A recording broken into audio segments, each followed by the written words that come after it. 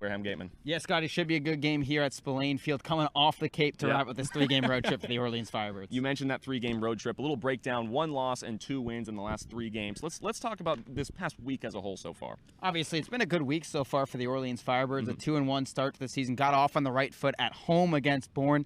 Then they went on the road at YD. They faltered a little bit of a more sloppy game than they had played on opening night against the Braves, but then they bounced back with a good win against Brewster. They took advantage of a lot of Whitecaps' mistakes. They won that game 5-3 over at Stony Brook Field. It was that third inning where they scored 3 runs on the 2 errors, a couple drop third strikes that Orleans was able to reach on, and that's a good sign for a baseball team. Although maybe they're not getting the results they're wanting, they're taking advantage of a couple of Brewster mistakes. And then you had the long ball. Right. Rob Emery hit a solo.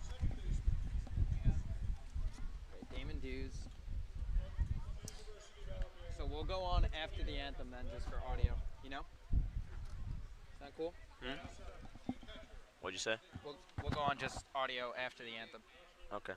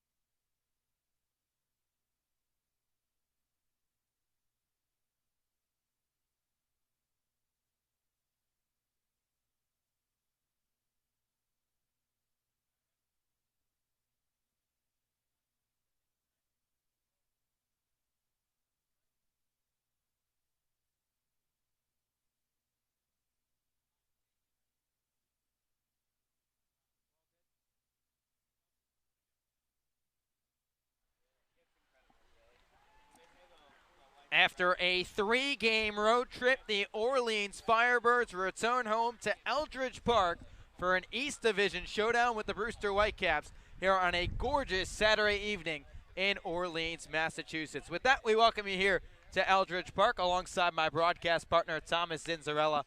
I'm Josh White. And Thomas, the Birds yesterday went to Wareham off the Cape. They played 10 innings. They left with 1 point. Not a bad day to end the road trip for the Firebirds. Well, as manager Kelly Nicholson said after the game, it's not a bad day when you can still pick up some points. And even though it just was only one, it's a big point, especially when you have to travel off Cape to play in Wareham. So I think the Firebirds will be satisfied with that point. I know they probably wish they could have had 2, but 1 point at this point early in the season, I think Coach Kelly Nicholson is okay with that. Firebirds and Whitecaps playing for the second time this summer tonight after meeting on Wednesday with Orleans coming out on top of Brewster at Stony Brook Field 5-3. The Firebirds 2-1-1. They have 5 points in the East Division. Brewster still looking for their first point of the summer. They're 0-3, managed by Jamie Shevchik. Let's give you the starting 9 for the Brewster Whitecaps. Leading things off, the shortstop is Damon Dews. Batting second and playing left field is Alaric Solari. The shortstop, beg your pardon, the third baseman, check that from Arizona State, is Gage Workman. He'll bat third. Tyler Gentry, the right fielder from Alabama, hits cleanup. TJ Collette, the DH from Kentucky, bats fifth. Brett Auerbach, the second baseman from Alabama, hits sixth. In the 7-hole tonight is Josh Crouch. The catcher, Eric Fago, the first baseman, hits eighth. And rounding out the order for the Whitecaps is the center fielder, Colin Davis, going up against Owen Schartz, the right-hander from the University of Nevada. He made his first appearance of his Cape career against Brewster on Wednesday night, and here's his first pitch of the evening. It's cracked into right center field, beg your pardon, left center. Trani ranges towards his right, makes the catch, and we are underway at 6:59 p.m. Well, you don't see it very often when the first hitter of the game will swing at the first pitch and actually put it in play. A lot of times the first hitter of the game would, or even the leadoff guy would at least see a pitch, but it is the Cape League. Some guys want to jump out early on in the fastball count. First pitch to Solari, a fastball right down the chute for strike one. Again, in that 5-3 victory for the Firebirds over the Whitecaps on Wednesday night, Schartz made his Cape debut. 0-1 pitch, a fastball sliced the other way, tailing towards the hill down the right field line, and it's 0-2. And Schartz threw a scoreless inning out of the bullpen, surrendered just 1 hit, a walk, and struck out 2. He's got one of the finest hitters in the country at the dish, Alaric Solari. Righty on righty matchup, the 0-2. A fastball cracked on the ground through the left side for a base hit. Zach Kokoska ranges towards his right. He grabs it, but Alaric Solari, his first hit here in the CCBL. Well, again, making his Cape League appearance here, first appearance, and not a bad swing there for Solari, able to hit sharply on the ground, getting past the diving Zamora on the left side. Really good piece of hit in there by Solari, and the Whitecaps have a man aboard. So Gage Workman, the switch-hitting third baseman out of Arizona State, digs in from the left side. First pitch from the right-hander. Fastball paints the outside corner for strike one. Let's give you the Orleans defensive alignment tonight. The outfield from left to right, Zach Kokoska, Max Troiani, and A.J. Lewis. The infield, Josh Zamora at third. Tanner Murray making his Orleans debut at shortstop. Julio Marcano, the second baseman, and Ray Gill at first. A check over from Schartz to Gill, but Solari dives back in. And behind the dish tonight is David Avitia, the catcher from Grand Canyon.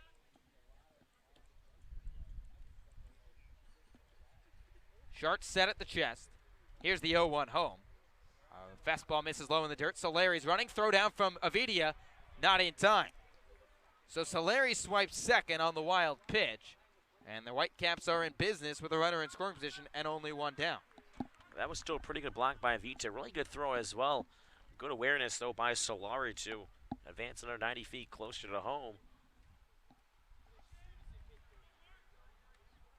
So Solari off of second base with one away, and the 1-1. Fastball broken, bat hit back up the middle. Tanner Murray fields it, bobbles it, and now has no play at first base. So an E6 charge to Tanner Murray, his first opportunity here at Eldridge Park. And defensive miscues like we saw plenty last night go against Orleans. And the Whitecaps have runners on the corners with only one away. Yeah, we maybe thought it was the gravel infield at Wareham, now back to the dirt. And obviously Murray didn't play yesterday, but ball just eating him up there is just went into the glove and popped right out off the chest, trying to scoop it up in the air, but couldn't corral it. First pitch to Tyler Gentry, fastball slow roller to the left side, fielded by Zamora. His only play is the first. Nails Gentry, who fell down on his way there, but Solari scores, so the error comes back to haunt the Firebirds as Brewster takes a 1-0 lead. That's the way Orleans manufactured some runs yesterday in the tie in Wareham. And now Brewster doing it to Orleans here today.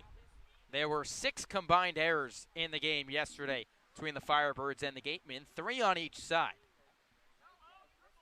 Now TJ Collette, the power-hitting DH, digs in from the left side. The first pitch, fastball, he's swinging, chops it to the right side. Second baseman Marcano is there, sidearm throw to first base, and the side is retired.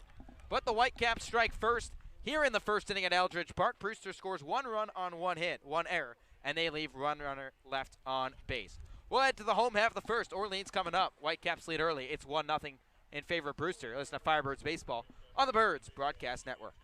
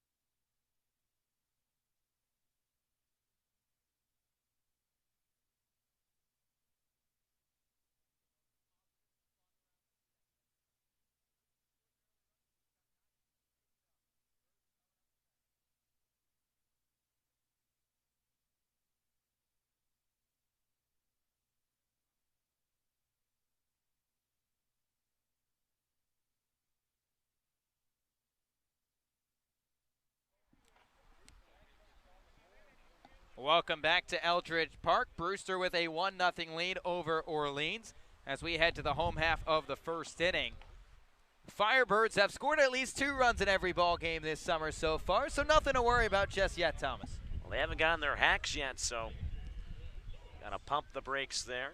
Still a long game to be played here at Eldridge Park. Southpaw on the hill today for the Brewster Whitecaps. Set to face A.J. Lewis. First pitch, fastball misses outside for ball 1. Chandler Joswiak, the southpaw from Texas A&M, fires to A.J. Lewis, who pokes one into left center field, and that one gets down.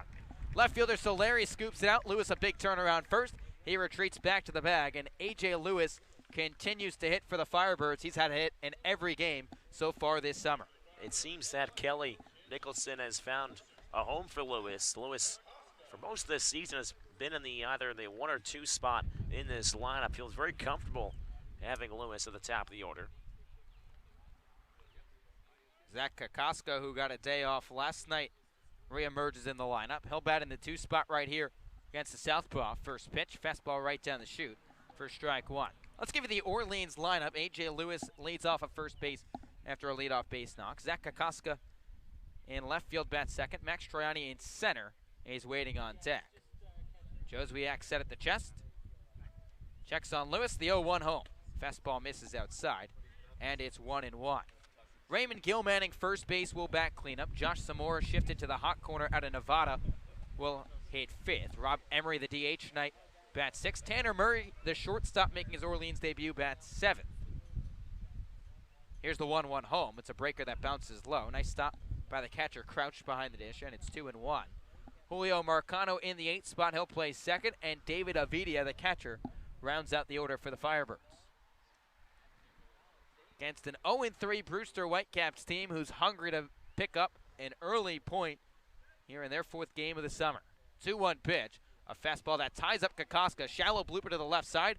Pitcher comes over, but Joswiak is unable to get there, and it just drops foul, and it's 2-2. And because Kokoska is a left-hander, that ball is ever so slicing away from the third baseman, Gage Workman, and Joswiak on the mound as well. Kokoska, one of just 2 left-handed swingers that are on this Orleans squad at the moment. He's the only one in the lineup tonight. Jordan Lala gets the night off on the Birds bench. An aggressive lead from A.J. Lewis on first. A threat to go, already has 1 swipe this season. And Joswiak thinks that and goes that way to check on Lewis, but he steps back in. Brewster 1, Orleans nothing. A runner on first and nobody out in the home half of the first inning. Kokoska 1 for his first 8 this summer. 2-2. Fastball cut on and missed, strike 3. Kokoska goes down swinging.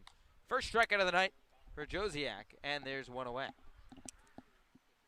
Well, just speaking on that note, I have noticed that the radar gun out of the left field on the scoreboard has started to work here at Eldridge Park. Of course, this is only the second home game. First game, it was still down, so it's a great addition for us and for any fan or family that will come out to the ballpark. Now Max Troiani, the batter for the Firebirds. The first pitch. Fastball misses outside. Back pick from the catcher, Crouch, but not in time. And it's ball 1 to Max Troiani.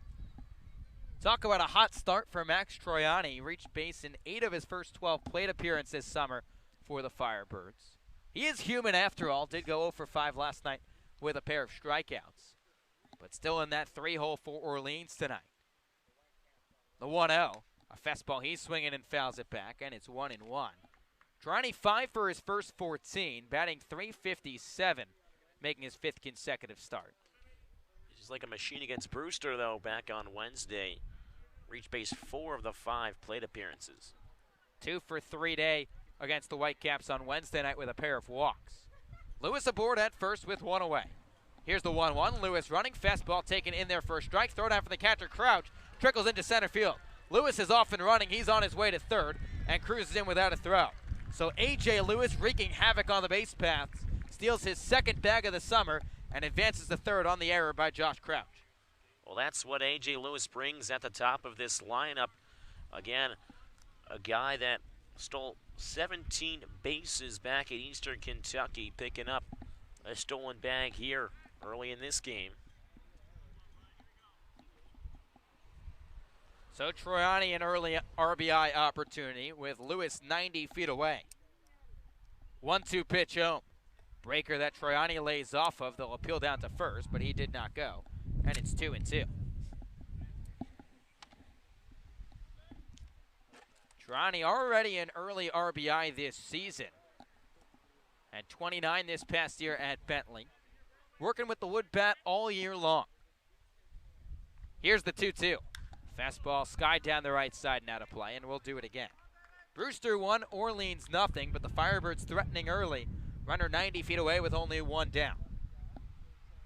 It's the speedy A.J. Lewis who swiped second, advanced to third on the error by the catcher, Josh Crouch. Joswiak set at the chest. Here's the 2-2. A breaker that's flared out of play by Troiani, and we'll do it again. Good job there by Troiani just to get a little bit of the barrel. Just foul it out of play. Tough breaking ball there by Joswiak. Able to see another pitch here in this AB. Red and black batting gloves tonight for Troiani, matching the numbers on the back of the jersey. Here's the 2-2. Fastball runs inside. Troiani dances out of the way, and the count runs full. Ray Gill awaits on deck for the Firebirds, first baseman out of the University of Miami. Seems like Kelly is starting to figure out a couple pieces in the heart of this lineup this summer. Payoff pitch flared into right center field. Right fielder shifting over. He camps under it. He's going to come up throwing. Throw to the plate. Will be not cut off and nails A.J. Lewis at the dish. What a play by Tyler Gentry in right field. Had a cannon to nail A.J. Lewis at the dish, who has showcased his wheels in the early going, and to take away a run from the Orleans Firebirds. Orleans scores no runs on 1 hit, no errors, and they leave nobody left on base. What at the top of the second, 1-0 Brewster lead. Listen to Firebirds baseball on the Birds Broadcast Network.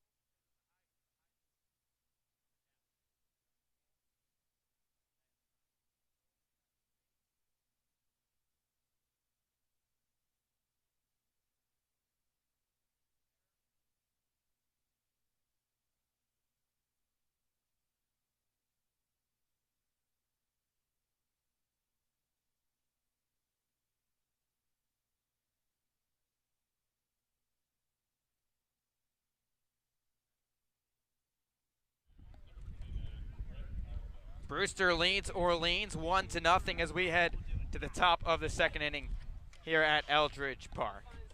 That'll be the 5-hole hitter, beg your pardon, check that. 6-hole hitter, Brett Auerbach, second baseman from Alabama, to lead off this frame for the Whitecaps. And what a throw by Tyler Gentry in right field. Had the speed of A.J. Lewis busting from third base, but nailed him at the plate. First pitch from Owen Sharts, bunted foul behind the dish for strike one. Yeah, bunt hit off the edge of the barrel, almost had a lot of top spin on it, and Auerbach wasn't trying to make contact. Of course, he showed a bunt, but then was pulling back and still made contact. Sharts back out there for his second inning of work tonight. The 0-1, a fastball misses low, and it's 1-1. Brewster got an early run thanks to some defensive troubles by the Firebirds in that first. An error charge to Tanner Murray. The 1-1. A breaking ball that just misses outside, and it's 2 balls and 1 strike. It'll be Auerbach, Crouch, and Fago due up in this frame for the Whitecaps, 6, 7, and 8. Sharts with the tan glove in front of the face. Now Ruxin fires, 2-1. Fastball fouled out of play, and it's 2-2. Of course, back when the last time these two teams faced off, it was the lower part of the lineup that really did some damage for the Whitecaps. It was a combination of Voigt, Fago, and Boulware. 2-2 flared out of play down the right side, and we'll do it again. And Boulware and Vogt not in the lineup tonight for the Whitecaps. Jamie Shevchik playing with a couple of his options this evening. Auerbach digs back in from the right side. Here's the 2-2. Fastball, hard chopper to the right side. Second baseman Marcano shifts towards his left. Throws on to first base for the first out of the frame. So Sharts looking pretty sharp so far in the early going. Worked around that error. And now Josh Crouch, the catcher from, listen to this, Thomas, State College of Florida Manatee, Sarasota. First pitch to Crouch. Fastball misses low for ball 1. We did see Crouch make an appearance. I believe it was as a defensive change. The 1-0 home, a breaker that fools Crouch, just had it on a string, and it's 1-1. Firebirds trail the Whitecaps 1-0 with 1 away in the top of the second inning. Crouch won for his first 3 this summer, the 1-1. Fastball nips the inside corner, and it's 1-2. Crouch's last appearance for the Whitecaps came against Orleans as a defensive replacement. The 1-2 home, a breaker that's just fought off, trickled up the third base side, and the count will stay at 1-2. Back in that last game, I think there was 3 catchers used. Jamie Shevchik using all the catchers he had in that game. If you've got options, man, why not go to them? Exactly. Sharts out of the winds-up, the 1-2. Fastball misses high above the letters, and it's 2-2. Whitecaps with their road teal uniforms, white lettering across the chest, white pants. For Orleans, it's their white home uniforms with red lettering across the chest. Here's the 2-2. It's a breaker that misses low, and the count runs full. And the nice red caps for the Firebirds with the black bills. I have to say, I do like the teal jerseys. I don't know why. Just a big teal guy, I guess. I thought I was blind.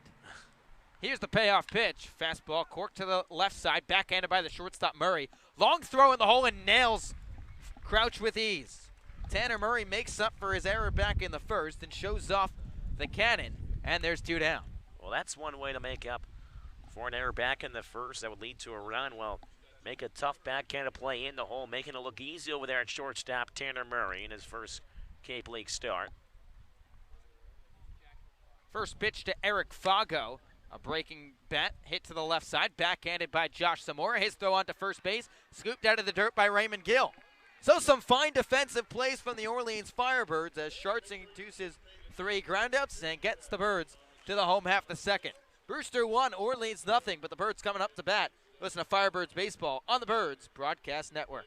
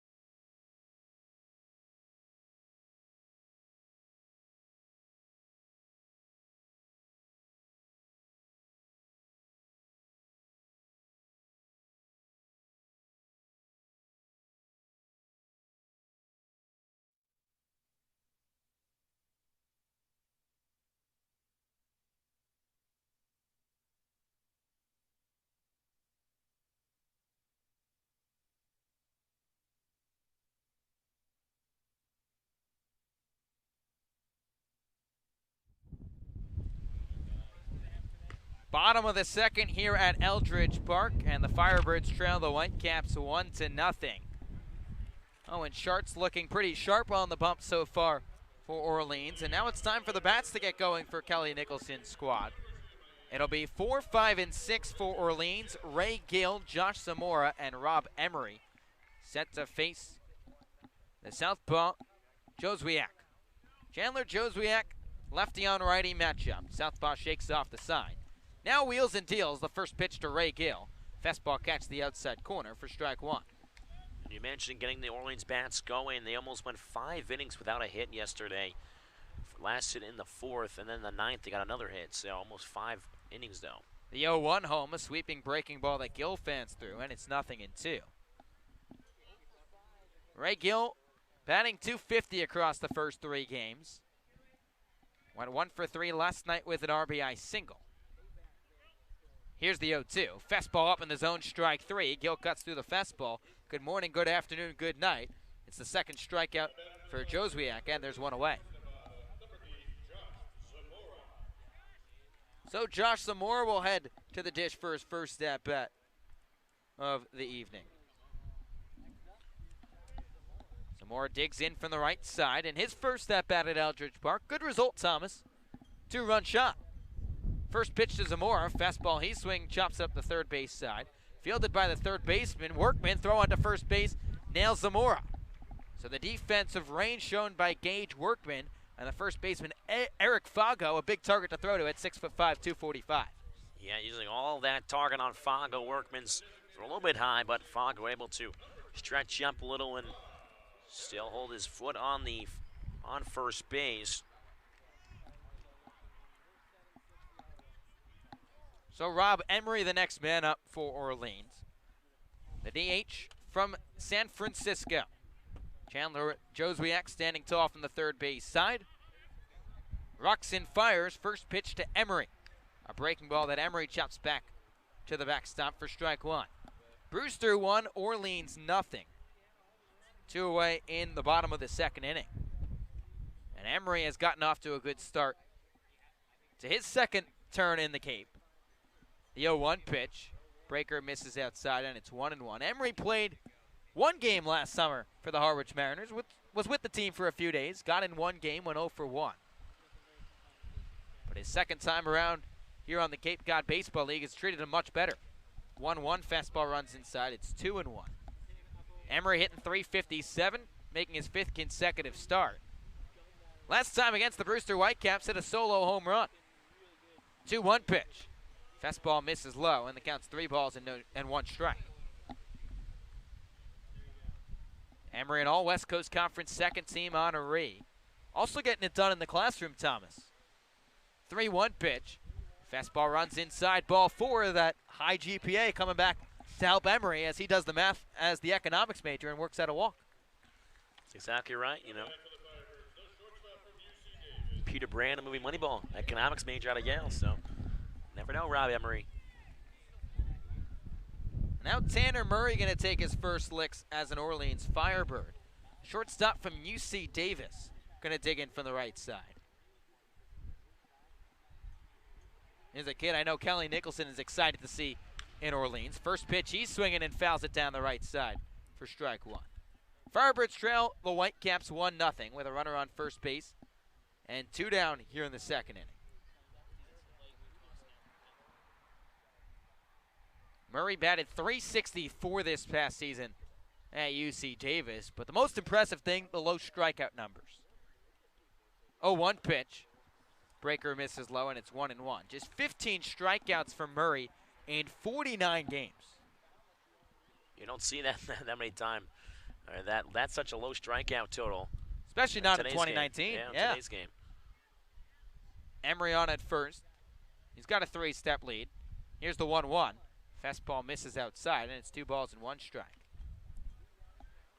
All Big West Conference first-team honoree. Led the Aggies in 10 different offensive categories. That's pretty good. It's not bad. Led them in average runs, hits, doubles, triples, and slugging percentage, just to name a few. 2-1. Fastball flared down the right side. This will run onto the hill here at Eldridge Park. And the count evens up at 2-2.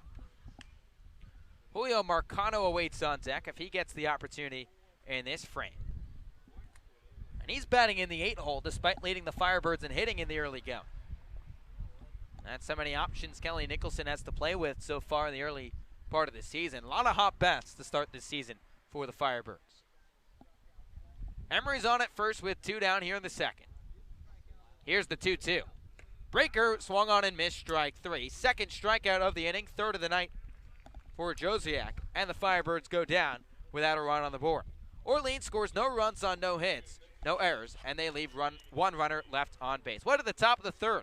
1-0 Brewster lead. You listen to Firebirds Baseball on the Birds Broadcast Network.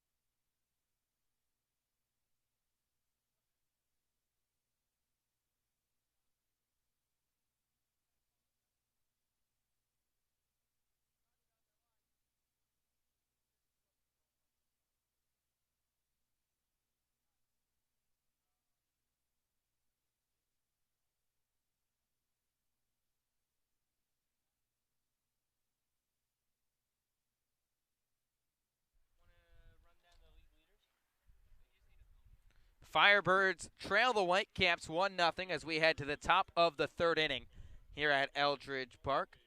9-hole hitter Colin Davis will lead off the frame for the Whitecaps with Owen Schartz back out there for the Firebirds. Righty on righty matchup. Schartz working out of the winds-up. Here's the first pitch to Davis. He shows bunt and pulls back on the fastball that misses out of the zone for ball 1. Davis from Wofford, originally a Georgia native, making his first appearance in the Cape Cod Baseball League. Hit .302 this past season at Wofford. The 1-0, a fastball up in the zone, tipped into Ovidia's glove, and it's 1-1. Wofford known more for their basketball prowess the last couple years. I know that's the direction you were thinking in, Thomas. You're a big basketball guy. You know I was going to bring up Fletcher McGee. Big Fletcher McGee guy. 1-1. Fastball slicing down the right side, and this runs out of play, and it's 1-2. The all-time leader in three-pointers made for a career. Don't think I didn't know that. Hey, I mean, big Miami basketball guy, so I figured, you figured at least I figured you know that. Wofford making a run into the round of 32 this year. The 1-2, fastball that's hit back to the screen as Davis loses the helmet. He'll pick it up with the gold locks showing through, and we'll do it again. They put together a run and really gave Kentucky a run for their money in that second game. I have to say, my brother actually just graduated from Furman University, of course, also in the They're SoCon. also in the tournament sometimes. So the SoCon was a very competitive basketball conference this year. I don't think they got enough credit, UNC Greensboro in there, too, Wofford. I'm a big college basketball fan. Oh, Thomas Zinzarella, big-time college basketball guy. 1-2. Breaker that's just fought off by Davis. Bounces back to us. No netting. You would have made the play, Thomas. I would have, saw a little top spin on that one. That second hop wouldn't have eaten me up.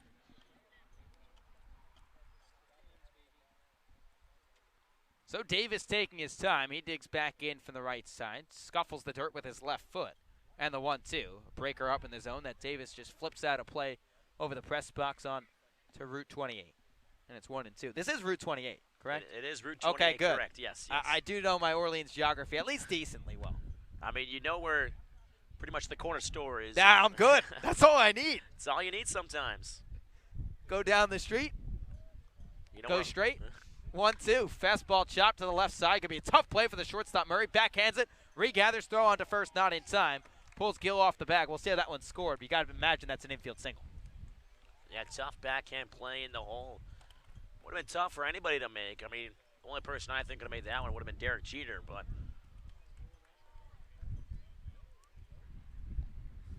I would love to know around baseball broadcasts, regardless of levels, How many times on a tough play to the shortstop, Derek Jeter gets brought up? I think a lot. Yeah, it's probably a safe bet. Maybe Didi Gregorius, good defender. Anderson Simmons, though. First pitch to Damon Dews misses up and away for ball one. The Whitecaps leading the Firebirds 1-0 with a runner on first base and nobody out in the top of the third. No good reason Derek Jeter comes up.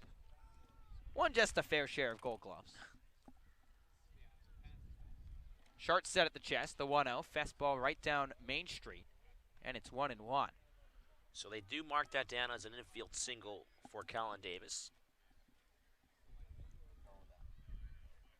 Derek Jeter won the Gold Glove 5 times at shortstop. Pretty good. Not too bad. 1-1 to Dews. Fastball misses outside, and it's 2 balls and 1 strike. Damon Dews 0 for 1 tonight. Flew out on the first pitch of the ball game to Max Troiani in center field. But the Whitecaps were able to score a run in that first inning thanks to an RBI groundout by Tyler Gentry. Runner on first base. Sharts a pickoff move over, and not in time. He had Colin Davis leaning towards second base, but sometimes a disadvantage to have a right-hander over at first. Well, that's what I was seeing over their last pitch as well, where it just looked like Davis just kept extending his lead. 2-1, a looping curveball that's smacked the other way and out of play. And it's 2-2.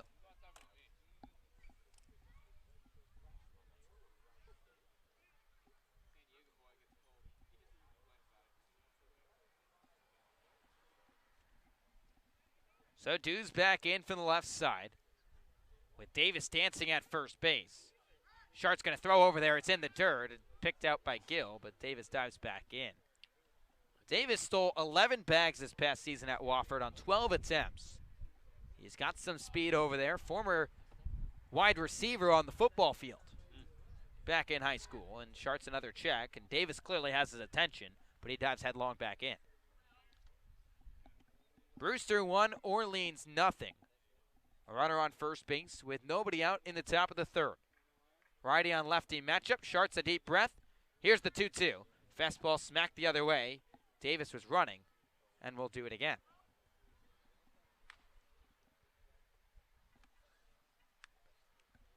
Dews, the redshirt sophomore out of Wright State. Just 2 for his first 11 this summer, and that's usually how a lot of these hitters go in the early parts of the year. Pitching usually ahead of the hitting, at least in the early weeks of June. A lot of adjustments to the wood bat going from the aluminum. Davis dancing over at first. Sharts a check on him. Gill applies the tag on the right hand, but Davis dives back in safely. There have been some really close plays over there at first, but Davis just sneaking back every time.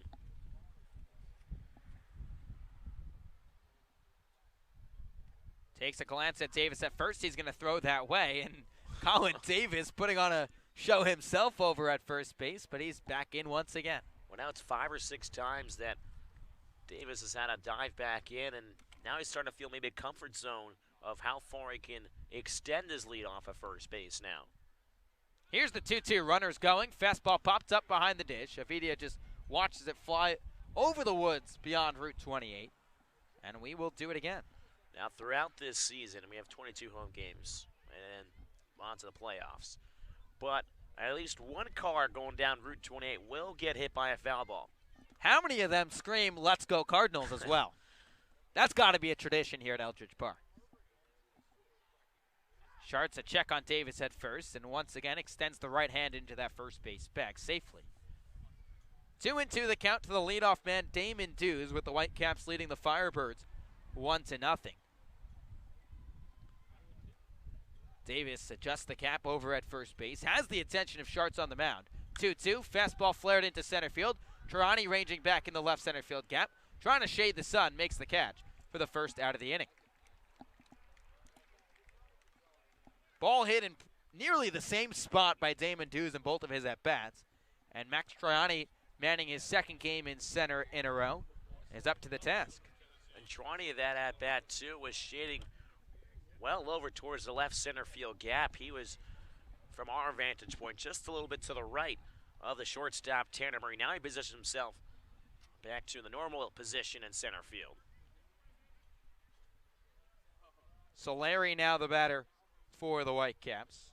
First pitch home, pitch out, and Avita is able to corral it down for ball one. Larrick Solari got the offense started for the Whitecaps, singled with one away in the first, and came around to score on the RBI groundout for Tyler Gentry, who waits in the hole. Righty on righty matchup. Here's the 1-0. It's a fastball hit to the left side, could be two, fielded by Murray, and he drops the baseball on the transfer. So Solari hit one, Taylor made for two, and Tanner Murray, who's struggling just a touch defensively tonight, commits his second error. Yeah, it looked like if you're Owen Sharks, you're going to get out of this inning, but unfortunately, Murray just unable to secure the ball and try to flip it on towards the second baseman, Marcano, maybe just trying to get it to second base before he actually caught the ball. Owen Sharks, though, he's been an impact. He's been unbelievable so far. 29 strikes, just 10 balls. Sharks set at the chest. Gage Workman in from the left side. First pitch runs inside, almost clips Workman on the knees for ball one.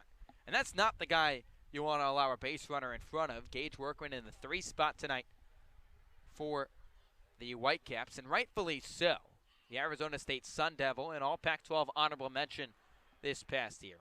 Hit .333 for ASU. Here's the 1-0. Fastball chopped to the right side. This one will roll foul, and it's 1-1. Runners on first and second with one away in the top of the third inning, with the Whitecaps leading the Firebirds 1-0. Just the second home game of the summer for Orleans. They will play 7 of their first 9 on the road. They have 4 consecutive games away from Eldridge Park upcoming. Sharks a deep breath, the 1-1. A fastball rocketed down the right field line, hooking foul, and it lands that way. And it's 1-2. That was a swing from Gage Workman. Yeah, that one was roped down the right field line, but Firebirds just are lucky to just skip foul. So Workman will trot back to the batter's box. Grab the lumber, dust off the spikes. 1-2 the count to the Whitecaps 3-hole hitter. Solari on at first, Davis on at second. Sharks set at the chest, and the 1-2. Breaking ball hit to the right side. Second baseman Marcano shuffles to his left. His only play is to first. He gets Workman, but a productive effort for Gage Workman, advancing both runners 90 feet. Yeah, I think that's, at the end of the day, that's what Jamie Shevchik is going to be happy about. He pulls a ground ball on the right side, able to advance the runners down to scoring position, even though there are 2 outs in the inning. A base hit will score 2. And it's the cleanup hitter, Tyler Gentry, who drove in the first run, and the only run so far of this ball game for the Whitecaps. An RBI ground out his first time up. First pitch to the right fielder. It's a fastball that misses inside for ball one. And Gentry's shown his defensive prowess as well. Showed off his cannon from right field, nailing the speedster A.J. Lewis trying to tag on a Max Sharani fly ball. He's done it all. The 1-0. It's a fastball flare to the right side. First baseman Gill comes over. He fields it. Underhand toss to Sharks covering at first. And nails Gentry as he falls down on the bag. And the side is retired. So a 3-1 put out on your scorecard, some PFPs, as the Birds get out of the jam.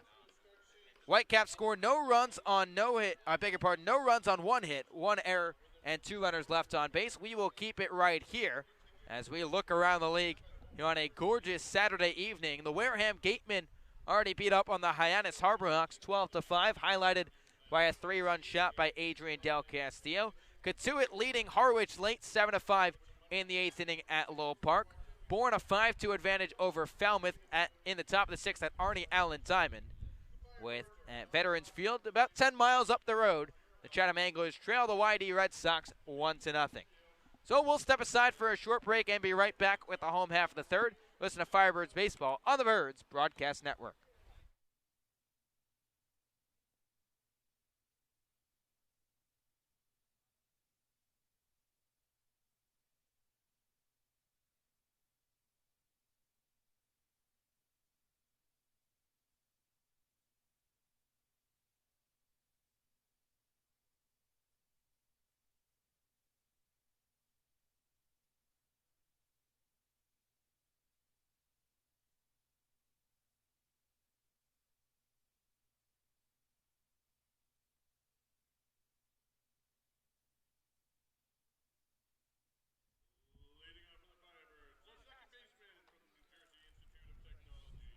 Welcome back to Eldridge Park.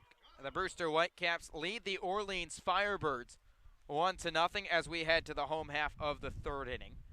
Julio Marcano, the second baseman from NJIT, to lead things off for the Firebirds. Set to face Chandler Josiak, the southpaw, back out on the hill out of Texas A&M. First pitch home, fastball that runs inside for ball one. Julio Marcano, despite being from NJIT and despite batting in the 8th spot, leads the Orleans Firebirds in hitting. The 1-0 fastball misses upstairs, and it's 2 balls and no strikes. Marcano 3 for his first 7, has a home run as well. Went 1 for 3 last night against the Wareham Gatemen and drove in a run. Had success against the Brewster Whitecaps as well on Wednesday evening, a 2 for 3 day in his Orleans debut with a solo shot. Here's the 2-0 home. A fastball rocketed into right field. Gentry coming on, slides and can't make the grab. Julio Marcano aboard once again. He reaches with the Firebirds' second base hit of the ball game. So Julio Marcano 4 for his first 8 as he continues to increase that on-base percentage above the 500 mark.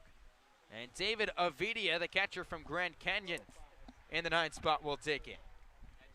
Well, Tyler Gentry really trying to do it all with the glove. He's already done with the bat with the RBI and almost making that tough grab out there.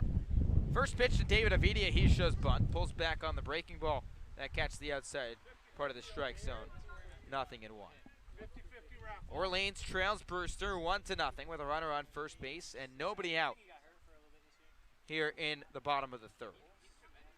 David Avidia has showcased the defense all season long so far. 0-1 bounces in the dirt, and it's 1-1. Bat's a little slow to get there adjusting-wise for Avidia at the current moment. 0 for his first 8, including a strikeout off the bench last night. Well, you can see Kelly Nicholson trying to manufacture a run here, having Avidia move the runner over after Marcano's leadoff single. Avidia, no batting gloves from the right side. Southpaw set at the chest, checks on the runner at first. He's going to throw that way, and Marcano steps back in. Both of these teams offensively, just like the rest of the CCPL so far, average-wise have not gotten off to good starts. Firebirds is hitting a few ticks above the 200 mark. Brewster below the Mendoza line. Josiak a check on Marcano at first, and he's back in once again. And for those of you who are experiencing Cape Cod baseball for the first time, that's pretty standard, especially in the first week of June. The 1-1 home, a fastball of Avidia swinging and punches it foul behind the dish, and it's 1-2. It's obviously important to remember that still plenty of guys on the way as well for both of these squads and the other 8 around the Cape. Super Regionals wrapped up on Monday afternoon. College World Series kicked off this weekend. Marcano increasing his lead at first. 1-2 home. Fastball hit into right field. Gentry ranging back. He takes a couple steps to his left, makes the catch. He's going to throw to first base, showcasing that rocket of an arm once again. But Marcano scampers back. Yeah, Marcano took an extra big of a secondary lead there as he waited to see if the right fielder Gentry was going to make the grab or not, and ended up retreating. But Gentry trying to make another hero play out there. Would have been a heck of a play, but Marcano able to scamper back. That'll flip it to the top of this Orleans lineup with A.J. Lewis. First pitch to Lewis. He's swinging and fouls it off onto the hill here in Eldridge. A bunch of kids gave chase for a souvenir for strike 1.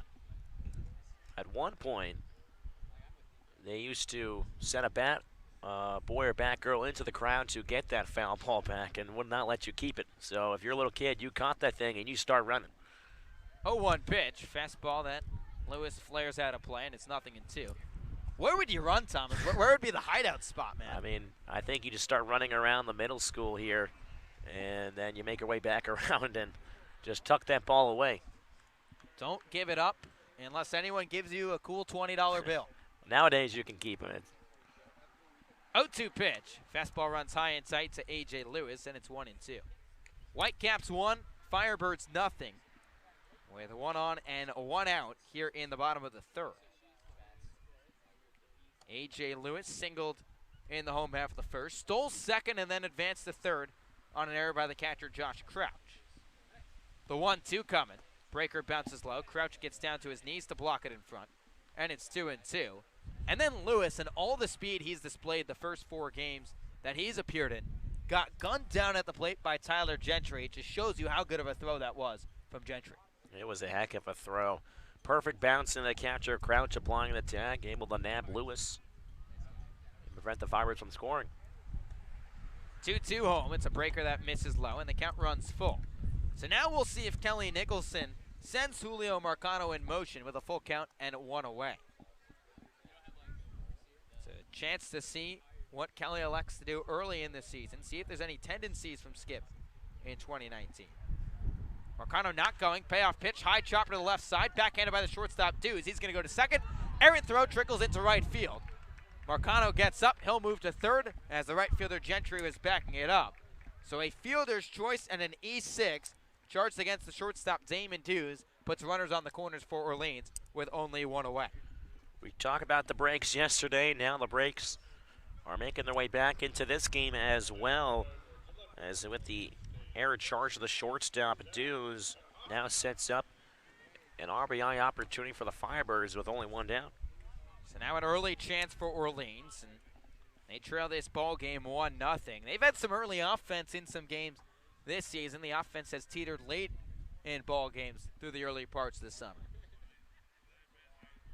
And Zach Kokoska, boy, would he love a big hit right here. He's just 1 for his first 9, including a strikeout back in that first inning. Lefty on lefty matchup, runners on the corners with 1 away. And a check on the runner, Lewis at first base, but nothing doing. Firebirds trail the Whitecaps 1-0. Here in the bottom of the 3rd inning, Zach Kokoska, the left fielder out of Kansas State, just waving that tan bat towards Josiak. Now Josiak set. Here's his first pitch. Fastball hit back up the middle, gloved by the shortstop Dews. Underhand flip to the second baseman Auerbach in time. A 6-4-3 inning-ending double play, and the Firebirds once again are unable to take advantage of a Brewster Whitecap mistake. Orleans scores no runs on 1 hit, 1 error, and they leave 1 runner left on base. And after the end of the 3rd, like we do most games here at Eldridge Park, we will head it over to Scotty Gage, who's trying to find his way through the rumble near the Orleans dugout and try and talk to Kelly Nicholson. Looks like Skip has emerged from the dugout, and we will send it over to our sideline reporter, Scotty Gage, who's standing with Orleans field manager, Kelly Nicholson. Scotty? Thanks, guys. Coach, 3 innings through, we've seen a lot of composure on the mound for Owen Schartz. What have you learned from him through the first 3? Yeah, he's got good tempo. He works down in the zone. He's got a good changeup. He's got a good breaking ball. Man, he's good out there. It's impressive. On the offensive side, we've seen lots of guys kind of work their way through the counts and kind of long at-bats. What have you seen from that in terms of offensive approaches tonight? Yeah, I think our approach is a lot better tonight. And hey, that guy on the mound's pretty good. So we're gonna have to really scrape for runs tonight against that lefty. Thanks for it, Coach. Good luck the rest of the way. Guys, back over to you.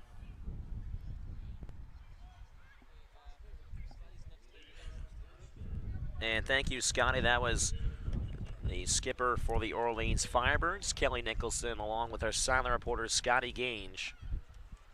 As we're back underway for the top of the 4th inning between the Brewster Whitecaps and the Orleans Firebirds, as the first pitch to Collette is skied over towards left center field, and Troiani tracking it down in the left center field gap, and Collette put a charge into that one, but the wind pushing it in, and Troiani able to use some speed out there and track it down. So 1 pitch, 1 out for Owen Schartz. He's got 45 pitches through 3+ innings. Again, 33 strikes, 12 balls for the right-handed pitcher out of Nevada. Taking in from the right side is now Brett Auerbach, the second baseman. First pitch he sees is down in the zone for ball 1.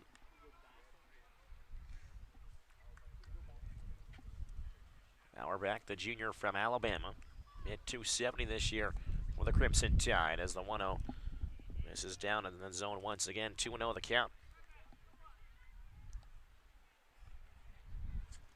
Auerbach had a 5-hit game, which matched The Alabama all-time record as a 2-0 pitch just misses up and out of the zone for ball 3. Count runs 3-0 on the second baseman.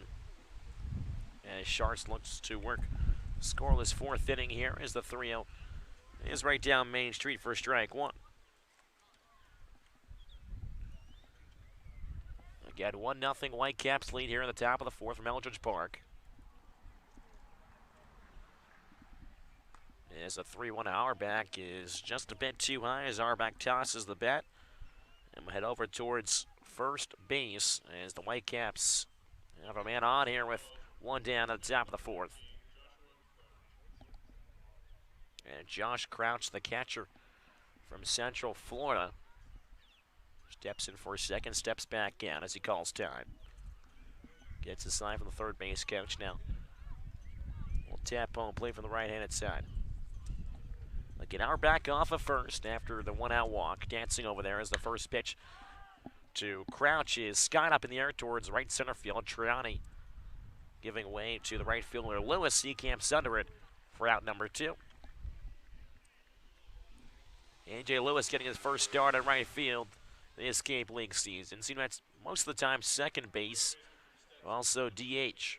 I asked him the last time he played right field before today's ball game, and he said his freshman summer in the Northwoods League. It's been quite some time for Lewis out in right, but Coach says, hey, you want to go in the lineup? Sounds good, Coach. That's the way it goes on the Cape sometimes, as the first pitch to Fago gets past the catcher, Avitia Fago. Auerbach taking a strong turnover at second base as Fago. Again, the first baseman is due up for the Whitecaps. And it's fun to watch A.J. Lewis play baseball. No matter where he is in the lineup, no matter what position he's playing, he does it all. He's happy to be out there, just a happy-go-lucky guy. Well, he's an athlete. He can play many positions. As the fastball couches the outside black for strike 1. 1 ball and 1 strike is the count on Fago.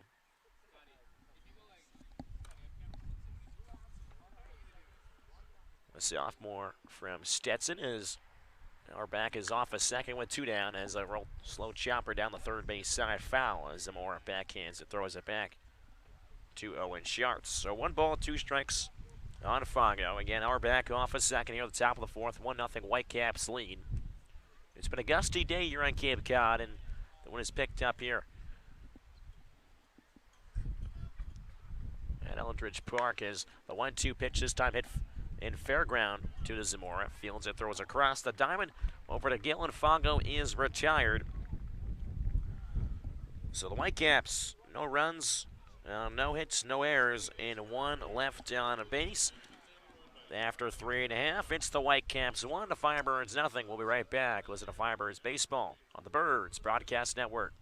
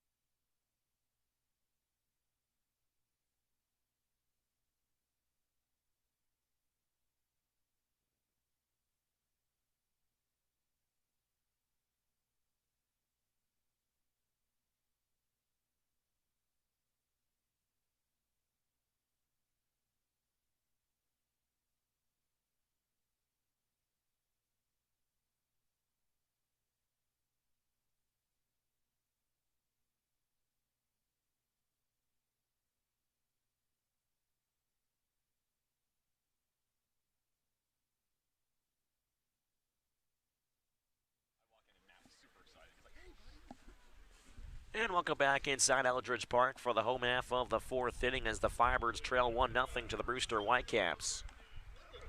Leading things off is Max Troiani, the center fielder. 3-4-5 due up for the Firebirds in this half inning as they try to generate some offense here. Just been able to get across the run after Lewis was cut down at the plate back in the first. 2 hits apiece for each side, 2 errors as well. But the Whitecaps have the lead on the run column as the first pitch, Troiani bounces in for ball 1. Again, 17-mile-per-hour winds in Orleans right now. Wind blowing in from center field. As the 1-0 pitch, curveball at the knees for a strike one. 1 ball and 1 strike to Triani as he taps the bat to his right spike and gets set again. 1-1 pitch to Triani. Curveball is cut on and missed for a strike 2. 1-2 on Triani. He flew out his first time back in the first. Looks to get on here. This bottom the fourth as the 1-2 pitch cut on and missed by Triani. Swung on a pitch in the dirt as Crouchworth over down to first base to Fago, and Triani is retired for the first down. Make that strikeout number 5 for Joswiak. He's been sharp so far, as Kelly Nicholson pointed to in the interview with Scotty Ganger, a silent reporter. It is now Ray Gill, the first baseman for Miami. First pitch he sees, misses up and out of the zone for ball 1.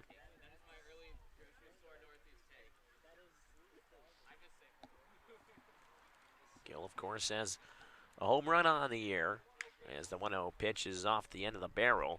Fouls it over towards the screen on the first base side. 1 ball and 1 strike to count on the first baseman.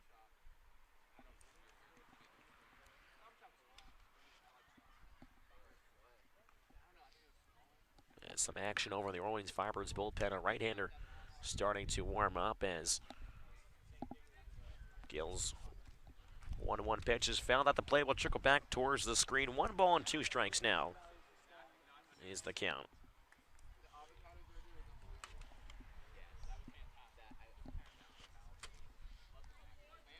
Again, been a quiet night so far for the Firebirds bats. Just had 5 hits yesterday as well. The tie as the 1-2 pitch is spoiled off and fouled back behind the press box here in Eldridge. As the sun begins to set from Eldridge Park as well. The temperature will continue to drop here as well. The 1-2 to Gill. Curveball just misses the outside edge of the plate as Gill tries to work his way back in this count. 2 balls and 2 strikes. Gill still going with the 1 batting glove on his left hand.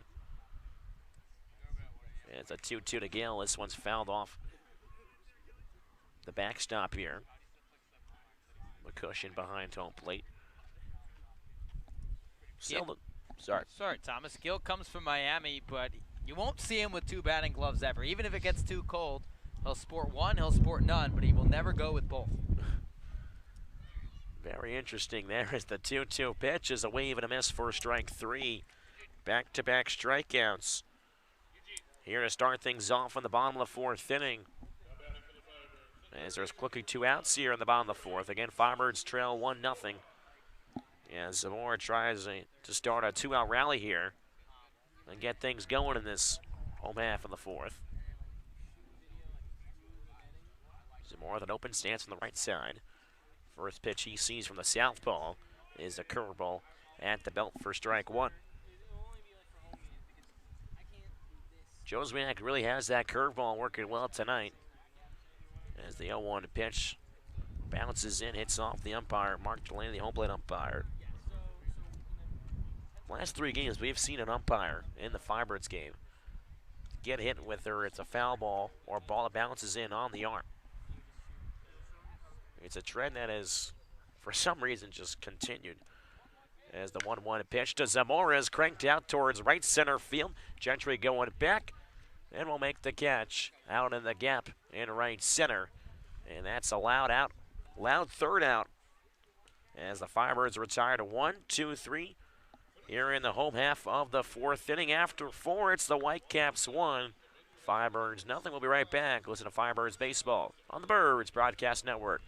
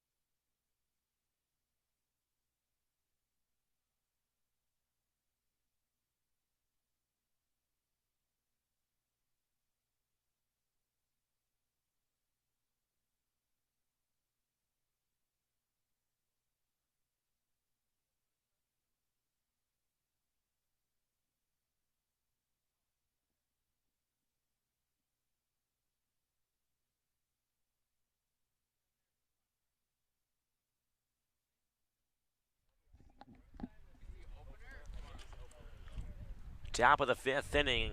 Whitecaps holding a 1-run cushion lead over the Orleans Firebirds. 9-1-2 due up for the Whitecaps as they like to try to turn their the lineup around here.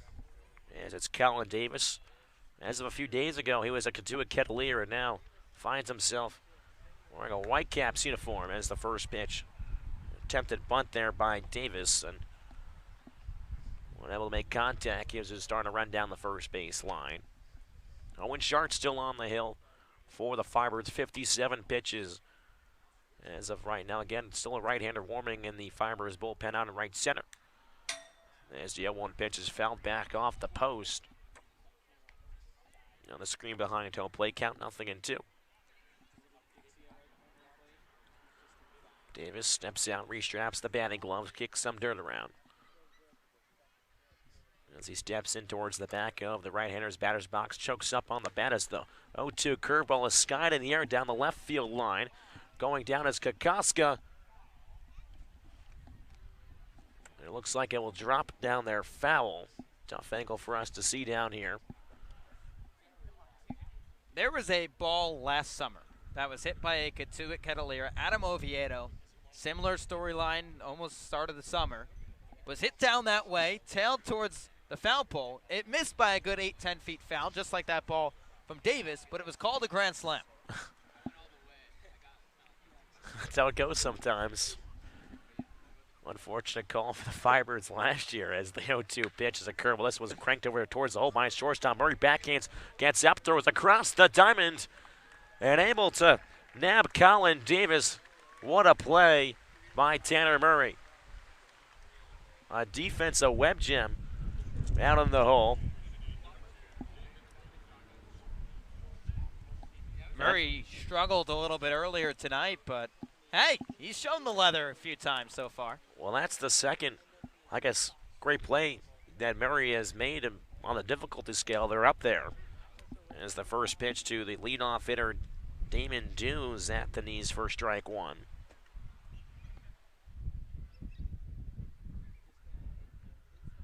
The left-hander wave his bat towards the pitcher, Schartz. As the 0-1 to Dews is grounded slowly over towards second base. Marcano takes a couple steps in. Quick fire to first is in time, and Dews is retired for the second out. So, again, Whitecaps lead the Firebirds by a score of 1-0 here in the the top of the 5th inning. Nobody on, 2 outs here. It's the second hitter, Alaric Solari. He's reached base both times. He's been up a single and reaching on an error as the first pitch curveball just misses the inside edge for ball one. Solari was the man who scored on the ground out by Gentry, and that's the lone run so far as the 1-0 pitch is popped in the air but well out of play behind the hill on the first base side. Count is 1-1 strike on Solari. Tennessee has the burnt orange ankle guard, on the left foot as the 1-1 pitch is at the belt for strike two. 1-2 strikes. Is the count as Schartz tries to work a 1-2-3 inning. The only inning he did that was back in the second. 1-2 as Solari fouls it off his leg at home plate, so they'll do it again at 1-2. Solari also option to go with the high socks as well as the 1-2 is hit through the left side, through the hole, through another diving Zamora. A similar look to how Solari reached base back in the first on a single. One that was sharply hit through the left side of the infield was Zamora diving. Yeah, and Solari, one of the best players in the country, without a doubt, all SEC first-team honoree. Got off to a sluggish start yesterday for the Whitecaps, but looks everything like we've seen so far, at least on film and what we've heard from him and what he's done at Tennessee. So the Whitecaps trying to start a 2-out rally here. As the first pitch, Gage Workman sees through, throws it through the right side, and it gets through the glove of Marcano, trickling through, and is able to go first to third on that play was Solari. Again, a slow chopper on the right side of the infield, just getting through the hole as Marcano was diving once again. So a couple base knocks just squeezing through the infield. They're on the left side of the infield and the right hole now. Have got the Whitecaps cooking here with 2 down. Back-to-back singles as it is now Tyler Gentry, the right fielder, as Kelly Nicholson comes out of the dugout and will single over towards the bullpen, and that will do it for Owen Schartz. 50 strikes, 18 balls. A good night for Owen Schartz. As of right now, 4 2/3 innings, 4 hits. As of right now, the 1 run, it was unearned, 1 walk, and no strikeouts. Owen Schartz, sharp on the mound for the most part today. We'll have to see how the rest of this inning will play out. But as the new pitcher warms up, we'll step aside here in the top of the 5th inning. Again, runners on the corners with 2 outs. Whitecaps holding a 1-0 lead. We'll be right back. Listen to Firebirds Baseball on the Birds Broadcast Network.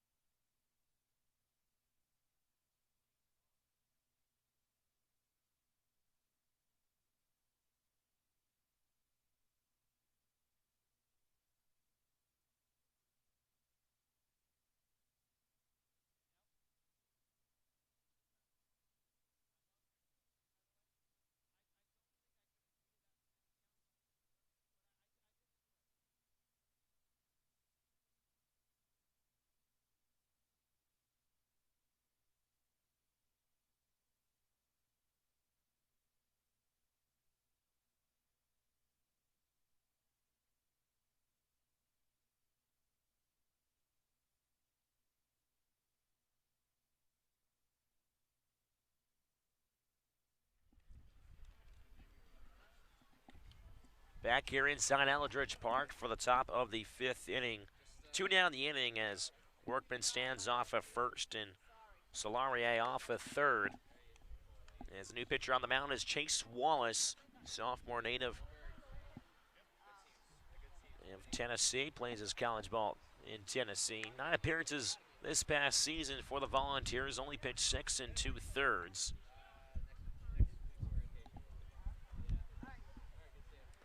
And Wallace excited Matt Troop, the Firebirds pitching coach, the other day, saying, hey, he's only gone 6 2/3 at college. He's going to be here all summer. Very talented right-hand arm.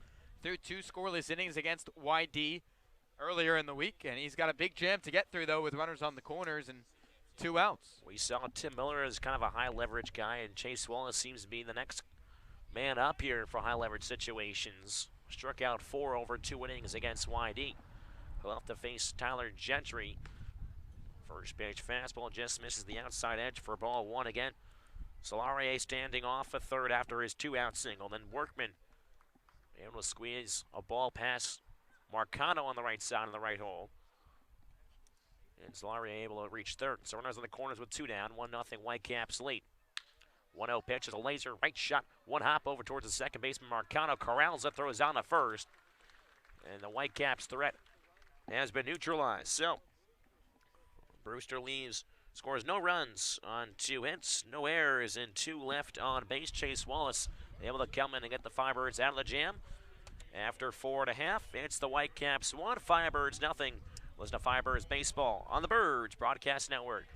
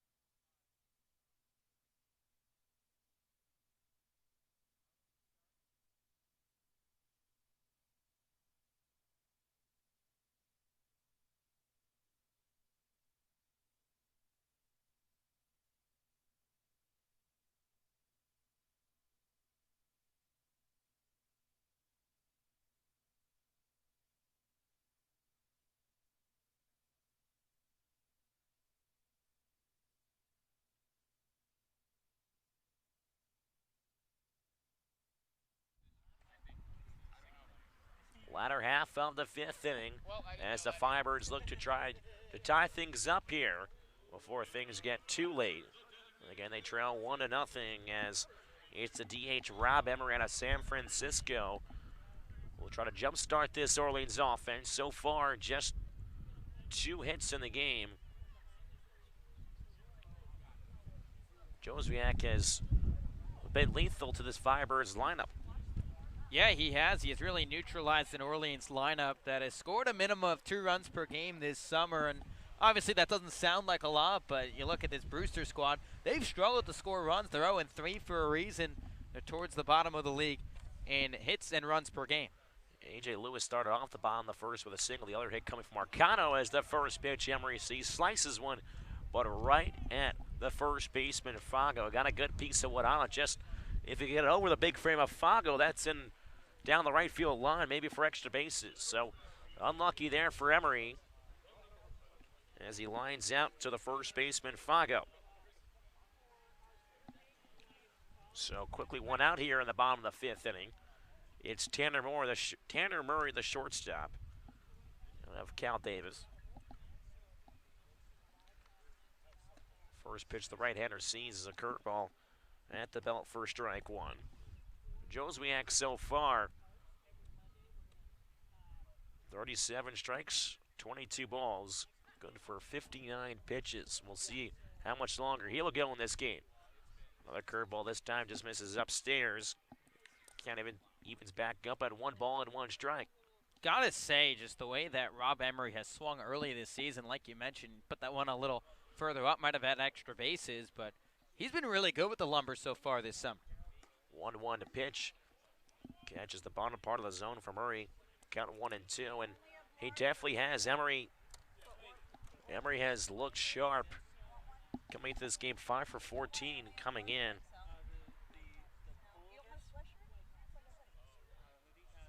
As the 1-2 to Tanner Murray. Fastball, leave it up in the zone. Cut on a miss for strike 3.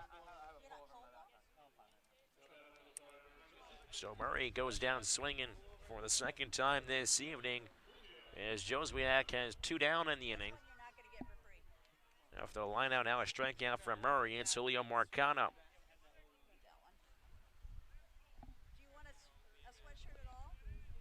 The first baseman, Marcano, is one of the 2 hits for the Firebirds as he takes a first pitch curveball for strike 1. Marcano was stranded over at third, back in the third. The 2 scoring opportunities, the Firebirds unable to cash in as the 0-1 pitch is skied down the right field side.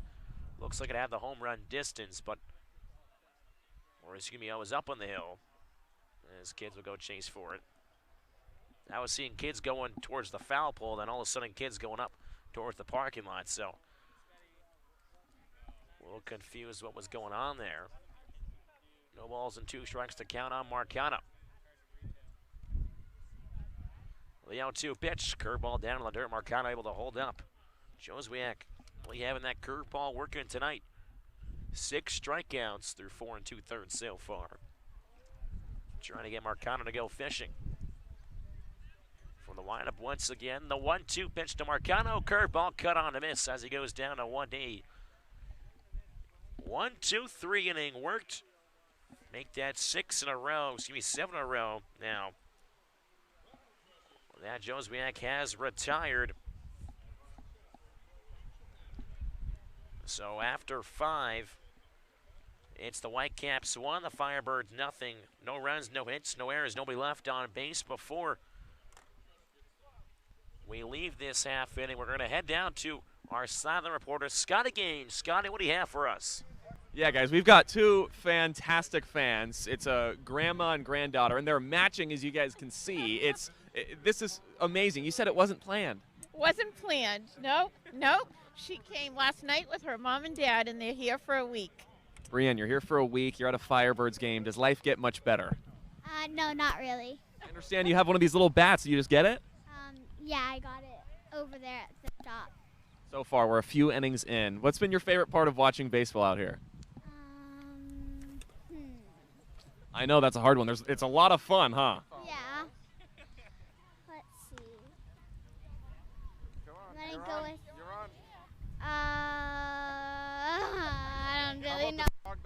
Guys, we're having so much fun. There was a dog here? Yeah. Yeah, it was in front of me. It was really cute. There was a dog in front of us, you guys, and things are great here. We're hanging out on the hill, and you said you're from Eastham. You love your Firebirds. Eastham, I come to as many games as I can. Big baseball fan. Guys, we're big baseball fans over here. I'm going to send it back to you because we're just going to kind of hang out on the grass here. It's fantastic. You guys are in uncomfortable chairs on the other side. We're having fun over here. It's a little windy, but it's a whole lot of fun. Guys, let's play some baseball, all right? Well, life on the hill ain't too shabby after all. I mean, you could choose any spot on the hill and have a good vantage point of the ball game.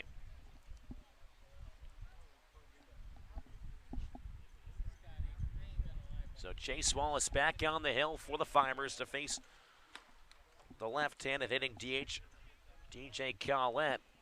First pitch just missing for ball one. Collette so far 0 for 2, ground out victim and a fly out as well.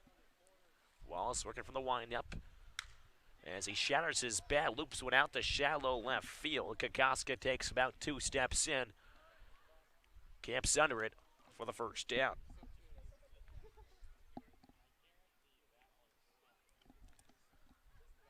So now I believe she got a broken bat total going here. I think Eddie McCabe snapped one yesterday. Now that is the second one from that we've seen this year in Collett. Eddie McCabe really didn't want his bat either. He flung it in the direction of Jamie Quinn down at third base and then broke it, the next pitch? The next pitch. He didn't want anything to do with it. He said, pitcher, throw it on the inner hands and I'll just swing at it as the first pitch to Auerbach misses the outside edge for ball one. Wooden bats can get a little pricey as well, depending on the brand name. As the 1-0 pitch, a chopper up the middle. Coming up is Murray charging in, throws across the body on the run, and Auerbach is retired as Murray makes the crisp play over at short. So 2 up, 2 down so far. As Wallace has looked sharp in relief. So now Crouch, the catcher, will try to change things here as, again, the Whitecaps, they lead 1-0 over the Fibers at the top of the 6th.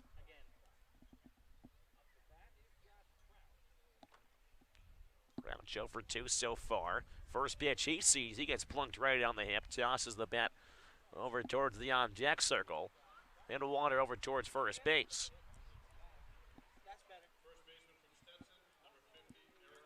So now with 2 down the inning, Whitecaps have a base runner as that pitch just got away from Wallace. It's the 8-hole hitter Eric Fago, the big man out of Stetson. Weighs the bat on his shoulder, brings it up now as the first pitch fastball is at the knees on the outer half of the plate for strike 1. Wallace had been lights out until beaming Crouch on the hip as the wind continues to blow in from center field as Leo 1 bounces into the dirt. Count is 1 ball and 1 strike. Again, top of the 6th inning from Eldridge Park. Whitecaps lead 1-0 over the Firebirds as 2 down the inning. Crouch standing off at first. Righty-righty matchup is the 1-1 a curveball at the knees for strike 2. 1-2 the count on Faggio. Wallace looking for his first punch out. Again, he struck out 4 Whitey Red Sox back on Tuesday night over 2 innings. Glances over towards first net. Crouch kicks and deals towards home. 1-2 curveball freezes Fago. And he goes down looking as Chase Wallace continues to look sharp. So the Whitecaps, no runs, no hits, no errors, 1 left on base after 5.5. Again, Whitecaps still holding a 1-0 lead, but we're going to send it back to our silent reporter, Scotty. You're back on the hill, I hear. Thomas, I am back on the hill. When they talk about the Cape Cod Baseball League, they say where the stars of tomorrow shine tonight. But what you don't know is on the hill, the stars of tomorrow. I'm here with her right now. This is Brianne. We were talking to her briefly last inning, but I just learned that she was the number 2 gymnast for her age group in this state of Massachusetts. Tell me about that. That's amazing. So I work really hard. I go to Sterling Gym and, yeah. And you love gymnastics, and you were amazing at it, apparently. Amazing. You guys. Still here in the home half of the 6th inning. Josiak continues to deal here, now working on his 6th inning of work. 9-1-2, trying to jumpstart things for the Firebirds here. As David Avitia looks to start things off for the Firebirds. The catcher out of Grand Canyon. Will face the left-hander to the southpaw.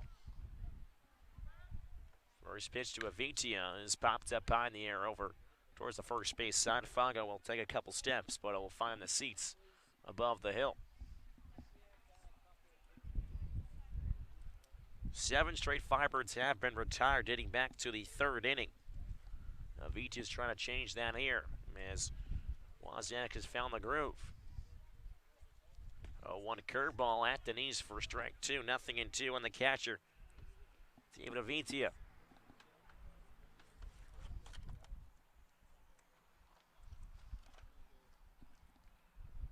Avitia had the start last time there in Brewster, went 0-for-3 with a run as the 0-2 pitch bounces in the dirt. Good stop by the catcher, Crouch. 1 ball and 2 strikes, the count.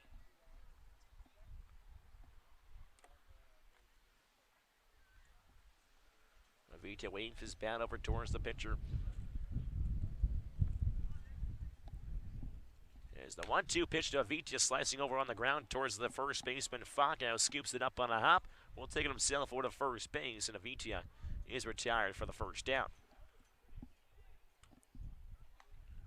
As now the top of the order will roll back around. A.J. Lewis, he's got 1 of the 2 hits so far for the Firebirds. It's been a struggle on the offensive side of things. Again, Brewster leading 1-0 here in the bottom of the 6th. 1 out, nobody on.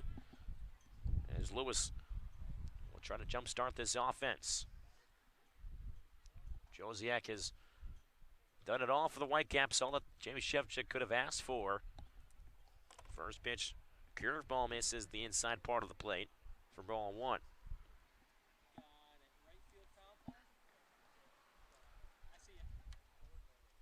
Lewis showing bunt. Bunts went down the third base side. Perfect bunt. They're charging in as Workman. He'll just seat it as Lewis flies down the first base line and is able to manufacture a single. So he is now 2-for-3 on the evening. As A.J. Lewis, again, he has some speed as well. This guy's really fun to watch, man. I know I said it earlier, but he just finds ways to get on base, does it all, plays any position you ask. He's got speed, toolsy guy out of East Kentucky, and watch this. I bet you he tries and takes off again like we saw earlier today. There's a great read by him. I don't think he got a sign or anything as the first pitch fastball's on the outside edge for strike 1. He saw that Workman was not in on the grass, and with Lewis's speed, as long as he can put down a bunt, and that was pretty much a picture-perfect bunt. It was far enough away from Workman and far enough away from Josiak that neither of them could really get a good play on it. Lefty-lefty matchup as Kakaska lines one over towards the left field side. Racing back a little bit as Soler, just shy of the track, will make the grab. So, again, the Fibers have got a couple good pieces of wood on some of these balls, but they're just not falling. No, they have put some good swings tonight. That ball just a rocket shot the other way. And you mentioned it earlier tonight, just the wind is really knocking these balls down. 17 miles an hour of wind earlier today. It's a brisk night here at Eldridge Park as well. I don't know why I'm kind of being silly right now. I still haven't thrown on my pullover. Josh trying to, I guess, hold out for how long he can not put the pullover on again. Winds gusting almost to 20 miles an hour. First pitch ball misses outside as Crouch will throw down over towards Fago. But Lewis back in safely as the throw is in foul ground. The blood is definitely thinned for me, Thomas, since going down to Miami. It's, what, 65 degrees right now? And you would think that would be pretty warm growing up in New York, and it's cold. It is cold. Another New York native, Max Trani, at the plate. So 1-0 fastballs on the inside corner. First strike, 1-1 ball and 1 strike to count.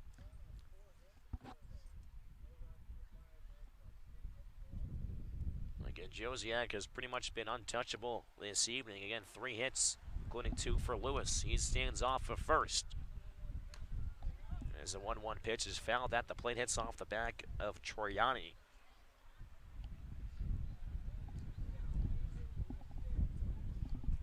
Again, 2 down in the inning here from Eldridge Park. Firebirds again trail 1-0, and Lewis was thrown out at the plate back in the first. And that has really been it. The throw from Gentry over right field, able to gun down A.J. Lewis, and that has been it. The Firebirds' best chance so far was to tie it up in the first, but Gentry with a spectacular defensive play.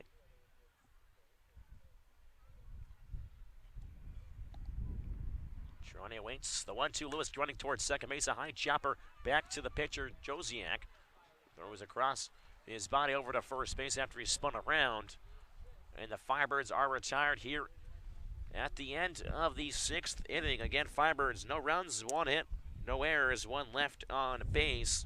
It's been hard to come by for the Firebirds in the hit and the run department, but the Firebirds still only trail by a score of 1-0 after 6. Goes to Firebirds baseball.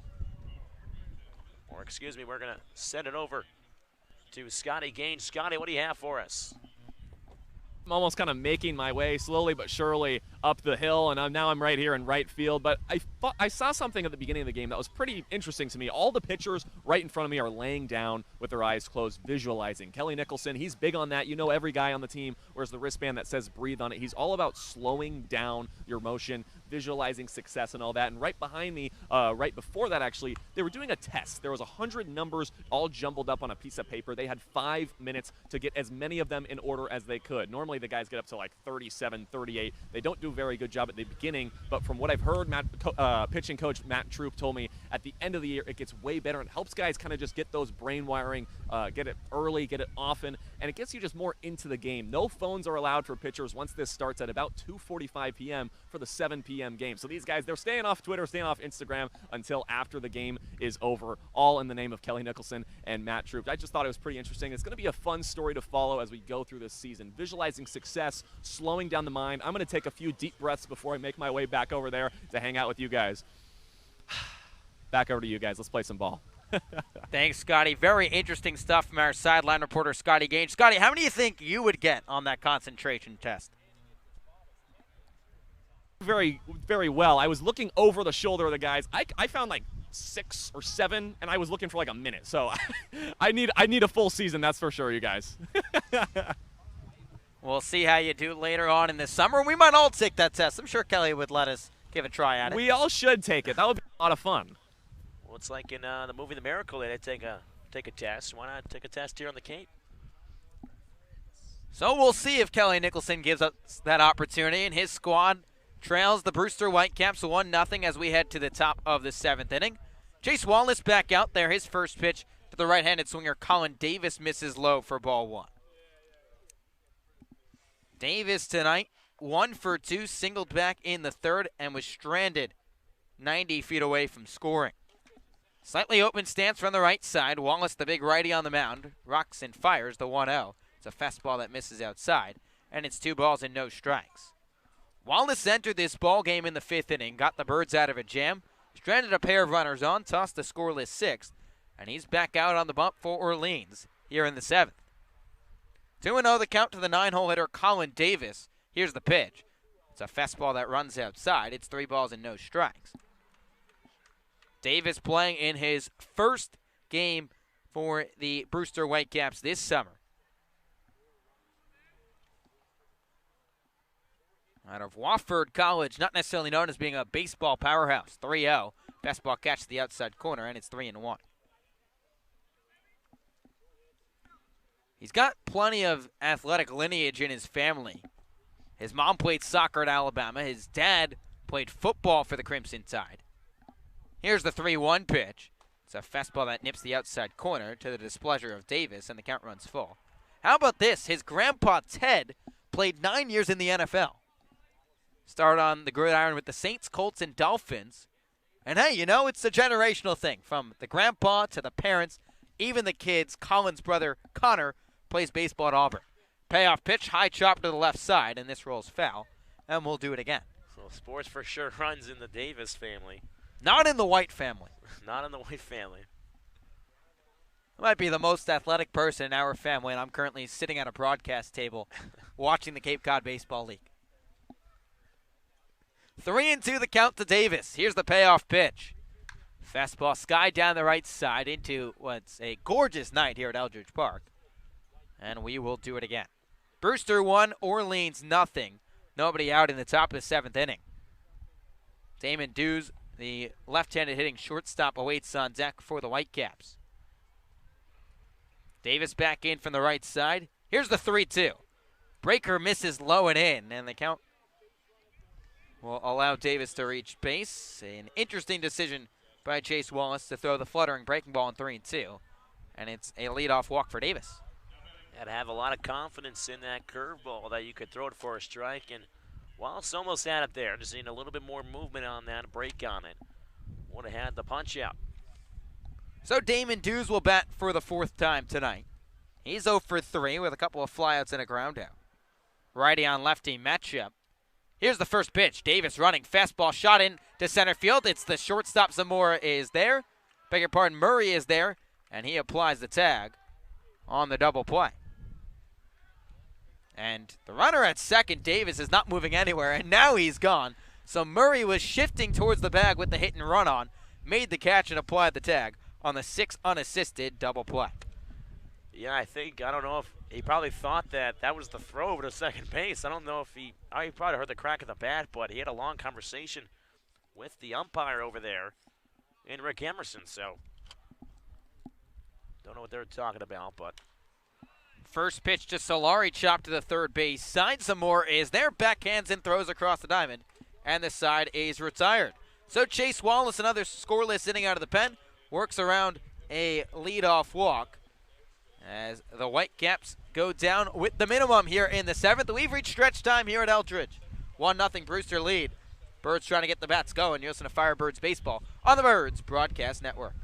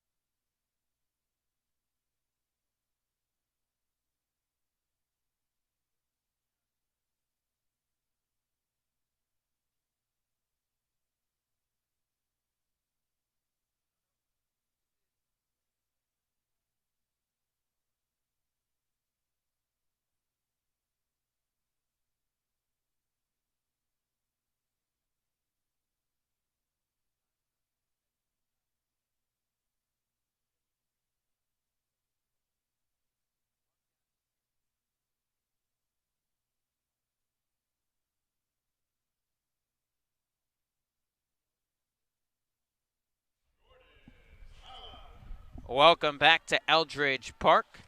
The Brewster Whitecaps with a 1-0 lead over the Orleans Firebirds. And a welcome sight for the Firebirds. Chandler Josiak, done after 6 scoreless innings, only surrendered 3 hits, walked 1, and struck out 7. And the right-hander Billy McKay to take over. His first pitch to a pinch hitter, Jordan Lala, misses outside for ball 1. Lala, the speedy outfielder from the University of Miami, pinch hitting for his college teammate Raymond Gill, who went 0 for 2 today. 1-0 pitch from the sidewinder, runs inside, and it's 2 balls and no strikes. The catcher crouched there holding that one for quite an extensive period of time. Maybe thought that was in there for a strike. look pretty good, as you mentioned, the sidearm type of pitcher. Here's the 2-0. It's a fastball that's hit to the right side. Second baseman who was inserted into this ball game, Bolware earlier, tosses to first for the first out of the inning. So Jamie Shevchik continues to punch the right buttons in this ball game. Again, Chandler Josiak, 6 strong innings, just surrendered 3 hits, walked 1 and struck out 7. And for Orleans, 2 of those hits tonight have come from A.J. Lewis. I'm sure Kelly Nicholson and the rest of the Orleans lineup is happy that Josiak's out of the game. Maybe not A.J. Lewis because he has 2 of the 3 hits, 2 for 3 in the game as well. First pitch to Josh Zamora in there for strike 1. Brewster 1, Orleans nothing. 1 out here in the bottom of the 7th. Zamora 0 for 2 today. Big open stance from the right side, 0-1. Fastball right down the chute, and it's 0-2. And the move makes sense if you're Jamie Shevchik, bringing in a sidewinding right-hander with 8 hitters at the time in this Orleans lineup, right-handed swingers. Here's the 0-2. It's a breaking ball that runs low, and the count's 1-2. Rob Emery to follow. He waits on deck for Orleans. The DH has the 3rd hit. It was a walk for Emery back in the 2nd. Here's the 1-2 from McKay. Fastball runs upstairs. Great reflexes by Josh Crouch to come out of the crouch to make the grab, and it's 2-2. So Zamora trying to increase that average. He's just 2 for his first 14 this summer. 2-2. It's a fastball grounded to the left side. Third baseman Workman comes over and bobbles the baseball. So Josh Zamora reaches on the slow roller to the left side. We'll see how that one scored.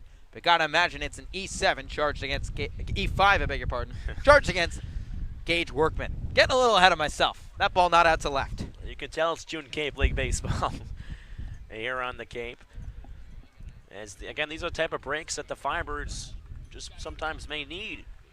You know, getting a man on base due to an error. Zamora was hustling down that first base line as well, making a difficult play for Workman. So it is officially scored an error on Gage Workman, and Zamora reaches for the first time tonight. Now the batter is Rob Emery. His first pitch home is flared down the right side for strike 1. We are going to be joined by a very special guest after this half inning. I'm not going to spoil it for the fans. I love this guy, man. I'm so happy we get to have him here on the Birds Broadcast Network. Good dude for sure. Brewster leading Orleans 1-0 in what's been a pitcher's duel here at Eldridge Park. Birds with just their 5th base runner of the night, the 0-1. It's a fastball cut on and missed, and it's 0-2. And it comes from an error. 3 hits, a walk, and now an error charged against the Brewster Whitecaps. Zamora's on at first. Emery back in from the right side. He drew a walk back in the 2nd. Lined out on a hot shot to Eric Fago, the first baseman in the 5th. 0-2. Breaking ball waved out and missed, strike 3. That sweeping breaking ball from Willie McKay fools Rob Emery, and there's 2 away. Now that between Josiak and McKay, they have faced 24 batters. 8 of the 24 Firebirds hitters that have come up to the plate have struck out. These Brewster pitchers have been very effective, and they are not messing around. They're attacking hitters early. And 2 sweeping sliders there from McKay, really able to strike out Emery. They were good looking as well. First pitch to Tanner Murray, plunks him on the back of the right foot. He'll trot down to first base, and that's exactly what you need sometimes to start a rally, just standing at the box and taking it off the back of the right foot. First pitch as well, he tried to go back to the slider that he got Emery to strike out on this time. Just at the ankle area, and it just did not bite at all. So the Firebirds may have something brewing here after the error. Now a hit by pitch, but there aren't 2 outs in the inning. Let's see if Marcano can come in the clutch. So Julio Marcano has been the guy for the early parts this summer for Orleans. Leading the team in hitting right now, 4 for his first 9.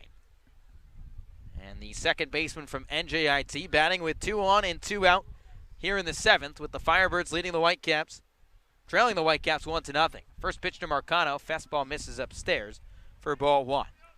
Marcano this past season at NJIT, 31 RBIs in 42 games, and a Sun second-team selection. He's got Murray on at first, Zamora in scoring position at second, and William McKay, who's been a tough nut to crack on the mound. The 1-0. Fastball misses upstairs above the letters of Marcano, and it's 2 balls and no strikes. Well, to see what McKay goes to here. You know, he's in a jam right now. Runners on first and second with 2 outs. Marcano ahead in the count, 2-0. Let's see if he's going to throw the fastball, if Marcano can jump on it. It's been the best scoring opportunity all night for Orleans. They did have A.J. Lewis 90 feet away in the first, but got gunned down at the plate. 2-0, a big hack and a miss from Marcano on the fastball, and it's 2-1. And Marcano was also stranded over at third base back in the third as well. Birds faithful starting to get into it here in the later innings at Eldridge Park with the Firebirds down a run. And now Marcano steps out of the right-handed batter's box.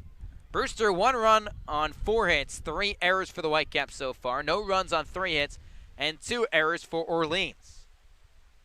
McKay set at the belt, 2-1. Fastball blown right past Marcano, and it's 2-2. So a chance for Julio Marcano to get the job done. Murray's on first, Zamora off of second. And Marcano had a single back in the third. Hit a solo home run his last time against the Whitecaps. Boy, would Orleans love that right here. 2-2. Fastball chopped to the right side, off the bag, under the glove of Eric Fago, and trickles into shallow right field. Zamora's held up at third. The throw goes into second and gets past the shortstop twos. Zamora scores all the way from second base on a pair of errors from the Brewster Whitecaps, and we are tied at 1 here at Eldridge Park. June baseball here on Cape Cod.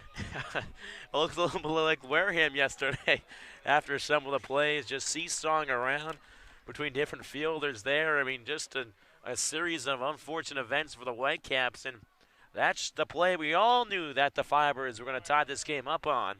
Just a casual ground ball over to first base. Anyway, the Firebirds have tied it up here.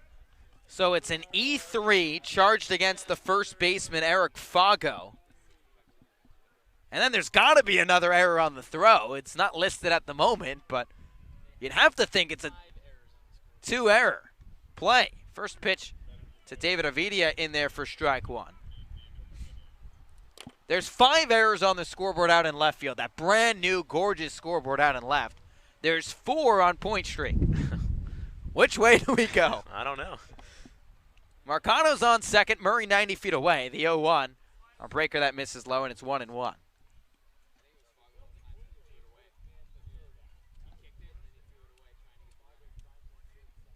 So it's definitely an E3 that allowed Marcano to reach.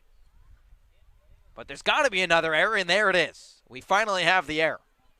The 1-1, a fastball that misses upstairs, and it's 2-1. They charge the error again, Eric Fago. So he makes 2 errors on the play. You got to feel for this kid. And allows Orleans to score a run, and they're still threatening with 2 in scoring position and 2 down. And what's a brand new ball game? 2-1 pitch. Fastball, hot shot right to the third baseman, Gage Workman, who used all of his 6'5" frame to take away David Avidia's first hit of the summer and keep this game tied at 1. As the Firebirds are able to get a run on the board, Orleans scores 1 run on no hits, 3 errors, and they leave 2 runners left on base. We are through 7 complete innings here at Eldridge Park. Firebirds and Whitecaps are tied at 1, and Scotty Gange has made his way more than 400 feet to dead central. Scotty, who you got next to you? Hey, first off, can you see me out here? I'm the guy waving the flag. Yes, we can. You look great. Oh, we look good. And you guys, we've got so many interns around here. We've got to introduce ourselves to one. As we said, it's Saturdays in center, and so we're hanging out right here with Sam Arteca, who not only is a game day intern, but you also got a pretty cool thing that you're doing with the team, Sam. Yeah, so I'm working with some of the coaches, just looking at different statistical stuff, scouting pitchers, teams, and just kind of, seeing who hits the ball where, pitchers, top, pitches, speed, and just kind of getting some experience that helps out with my major at Syracuse, sport analytics. So it's been a good time. A sports analytics guy, a very smart guy out here, much smarter than me. You're the genius in this conversation. You talk about spray charts, stuff like that. It's very interesting to me. For you and for the team, what's the goal in doing all this analytical basis stuff? Is it to improve the means of coaching, the playing? What's the main goal in that? I think it's just trying to, see what advantages we can have, but, right before first pitch even starts. I mean, there's just so much out there from, spray charts, like you said, different statistics, what they've done the last 7 days, what they've done kind of last month, last time we faced them. So, stuff that we can do before the game actually starts to get some kind of edge, whether it be offensively, defensively, especially late innings, where that one tip could really prove helpful in a close game. Definitely not your average ball club. And Sam, you're also you're pulling double duty here. You're a game day guy too. You're working parking, you're working retail, a little bit of everything. Are you having fun? Yeah, absolutely. I mean, you really can't beat summers on the Cape, especially with this league. It's the best summer league for the top college talent. So, just working, whether it be parking, like you said, retail, taking, donations and handing out programs, all that sort of stuff. So it's really great, really having a fun time. And thankfully it's only game 2 and we got, over 20 games to go and we got the All-Star game. So. And a great game it is. Sam Marteca, thanks so much for the time. We're going to send it back to baseball because we have a phenomenal matchup right now between Brewster and Orleans. Guys, take it away. Thank you, Scotty. Great to hear from Sam Marteca and a bunch of these Orleans game day interns as well. Brand new ball game here at Eldridge Park. Firebirds and Whitecaps tied at 1 as we head to the top of the 8th inning. First pitch to Gage Workman. It's a fastball on the inside corner called strike 1. New arm into the ball game for Orleans. It's the big right-hander from Texas, Cameron Fields on the bump. Righty on lefty matchup. Fields out of the windup, the 0-1. Fastball runs high and outside, and it's 1-1. So if you were wondering how Kelly Nicholson was going to manage taking Jordan Lala out of the game and moving Rob Emery to first base, he found a way and put in a two-way player on the mound. The 1-1, a fastball flare down the left field line. Left fielder Kokoska gives chase, but this lands foul, and it's 1-2. Cam Fields making his second appearance out on the bump for the Firebirds. He tossed an inning against the Yarmouth Dennis Red Sox 4 nights ago. Got tagged for 3 runs on 3 hits, walked 1 and struck out 1. But it's the guy that Nicholson will rely on here in at least the 8th inning. No one else warming up in this Orleans bullpen with the heart of this Brewster lineup up. Workman, the 3-hole hitter, with Gentry and Collette to follow in the frame. Fields ahead 1-2. Here's the pitch. Fastball flared into shallow left field. Center fielder Troiani on the run, lays out, and he can't get there. This one dances past the left fielder Zach Kokoska. Chugging up to second base is Gage Workman, and he slides in safely. So a bloop double flared into shallow left center field. Max Troiani was shifted to left center. He came over, laid out, could not make the grab. Kokoska picked it up, threw into second, but not in time. So Gage Workman with a hustle double, his second hit of the ball game, and now Tyler Gentry will bat for the Whitecaps. Gentry, the cleanup man tonight. He's 0 for 3, but does have an RBI. And his biggest play of the night came on the defensive side. Gunned down A.J. Lewis with a cannon from right field, trying to tag in that first inning. David Avidia, the Birds catcher, going to come out and have a word with Cam Fields on the mound. Let's give it the final line as well for Chase Wallace. He was stupendous for Orleans. 2 1/3 out of the bullpen, got the Birds out of a couple jams. Walked 1 and struck out 1 in scoreless baseball. Righty on righty matchup. First pitch to Tyler Gentry. He shows bunt and bunts it foul right back our way for strike 1. Orleans and Brewster squared at 1 apiece here in the top of the 8th inning. Gage Workman leads off of second base, and Jamie Shevchik trying to play some small ball. Might be his cleanup man Tyler Gentry at the dish, but every run counts. Runs have been hard to come by in this ball game, just 2 between both sides. Field set at the belt.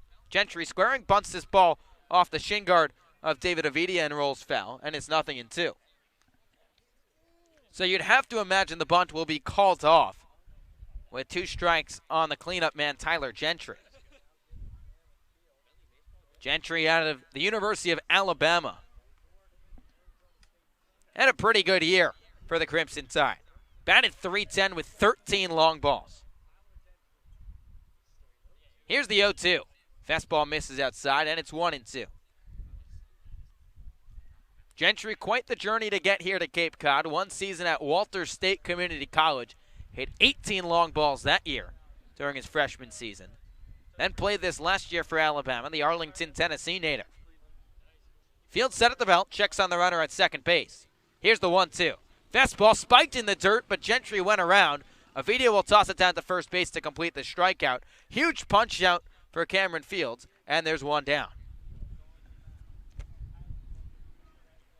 So the big right-hander, Cam Fields, all 6'4" of him, gets the strikeout. And now TJ Collette, the big DH, will dig in from the left side. And will Orleans elect to intentionally walk Collette to set up the double play?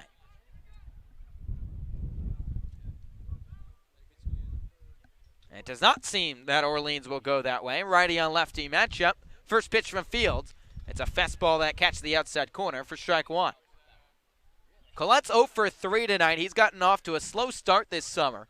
Just 1 for his first 12. It's the 33rd best overall draft prospect by D1 Baseball in next year's draft. Here's the 0-1. Fastball runs high in sight, and it's 1-1. Collette, a rising senior for the Wildcats, former 40th round draft choice by the Minnesota Twins. Workman's off of second with 1 away here in the 8th in a 1-1 ball game between the Whitecaps and the Firebirds. Fields checks on Workman. Here's the 1-1 home. It's a fastball runs low and inside, just above the shoe tops of Collette, and it's 2 balls and 1 strike. Kobe Boulware waiting on deck for his first plate appearance. Came in as a defensive replacement early in this ball game for Brett Auerbach. Workman dancing off second, 2-1 from Fields. High chopper rolled up the right side, but this ball is foul, and it's 2-2. Collette, a preseason first-team All-SEC honoree this past year, but average-wise did not live up to the expectations. Just batted .259. Did drive in 40 runs for Kentucky, and trying to do that here and pick up his 2nd RBI this summer for the Whitecaps.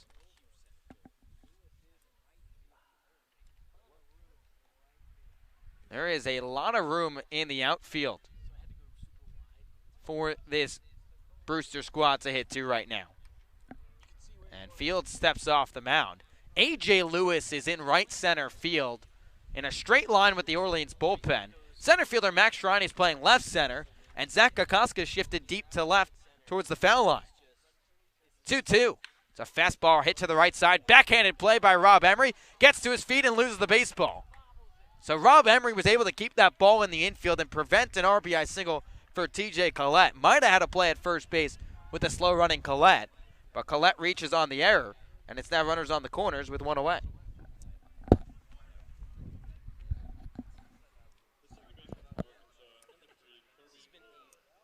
So we'll see how that one is scored, but you got to give Emery a lot of credit to keep that ball in the infield. But then rose to his feet and dropped the baseball on the transfer. Well, it seems a theme for the last couple games have been, let's see how it's scored. I mean, there's so many ways that a lot of these plays can be scored. Kobe Boulware, the batter. First pitch, wild pitch off the glove of Avidia, rolls to the backstop, and Gage Workman scores from third. So Workman showing off the wheels here in the 8th. A hustle double on a bloop shot to left, and now scores on a wild pitch to the backstop, and the Whitecaps regain the lead. It's 2-1. Well, you knew Brewster, after Orleans tied things up in the bottom of the 7th inning, that the Whitecaps are going to try to come out swinging, and they have done so far in this half inning. Runner on second now with 1 away. The 1-0 pitch in there for strike, and it's 1-1 to Kobe Boulware. A rising redshirt sophomore who plays his ball at Arkansas. The 1-1 pitch, fastball, hot shot to the right side. Julio Marcano shifted up the middle. He throws high to first base. Rob Emery corrals it for the second out. As TJ Collette moves to third on the ground out after the wild pitch, and the Whitecaps looking for an insurance run just 90 feet away. So it's scored as a single, so TJ Collette gets an infield single. Probably doesn't have too many of those to show for. And Josh Crouch, the catcher, are you ready for it once again? State College of Florida, Manatee, Sarasota. First pitch to Crouch, check swing, fouled off to the Orleans dugout for strike one. That's a tongue twister and a mouthful.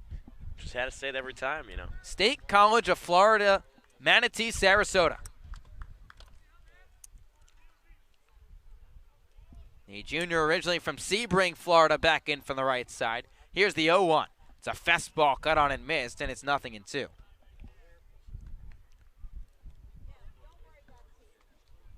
So Collette 90 feet away with the Whitecaps leading the Firebirds 2-1 with 2 down here in the top of the 8th inning. Fields is 0-2. Fastball misses low and outside, and it's 1-2.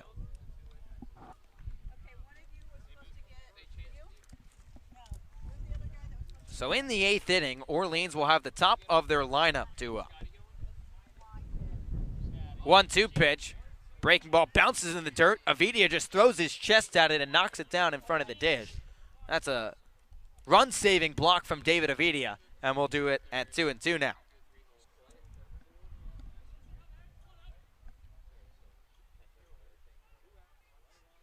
So 2 outs here in the 8th inning. Collette 90 feet away, 2-2. Fastball cut on and missed, strike 3. So Cam Fields gets out of the jam, but the Whitecaps take the lead. They score 1 run on 2 hits, no errors, and they leave 1 runner left on base. We'll head to the home half of the 8th here at Eldridge Park. Whitecaps lead the Firebirds 2-1. You listen to Firebirds Baseball on the Birds Broadcast Network.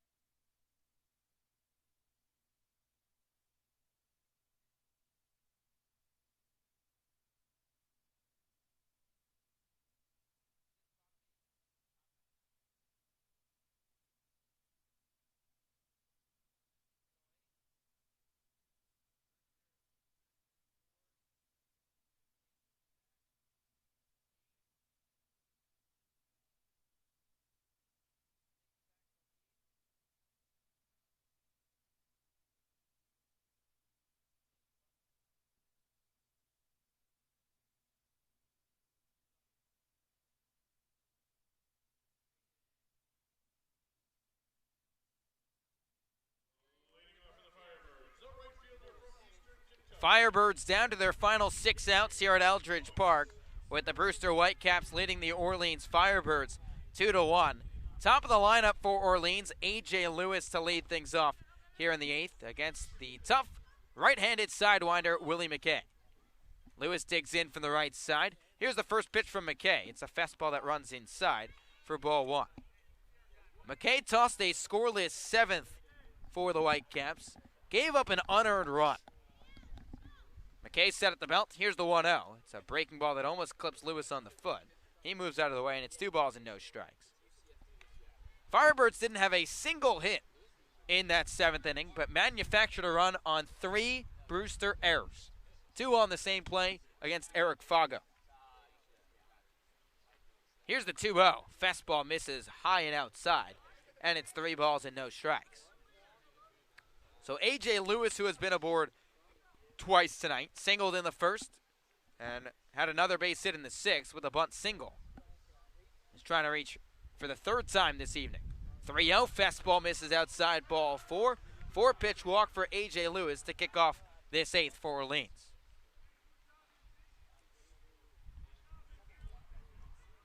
So Lewis continues to do it all for the Firebirds. He showcased his wheels earlier tonight. And we'll see if Jamie Quinn and the Firebirds send him in motion. Lewis takes a glance down to Q at third base, gets the sign, and now we will get a meeting on the mound. Well, Lewis is the guy that's done it all for the Firebirds so far today. Singled twice, now reached base via the walk here. And he reached on a fielder's choice as well.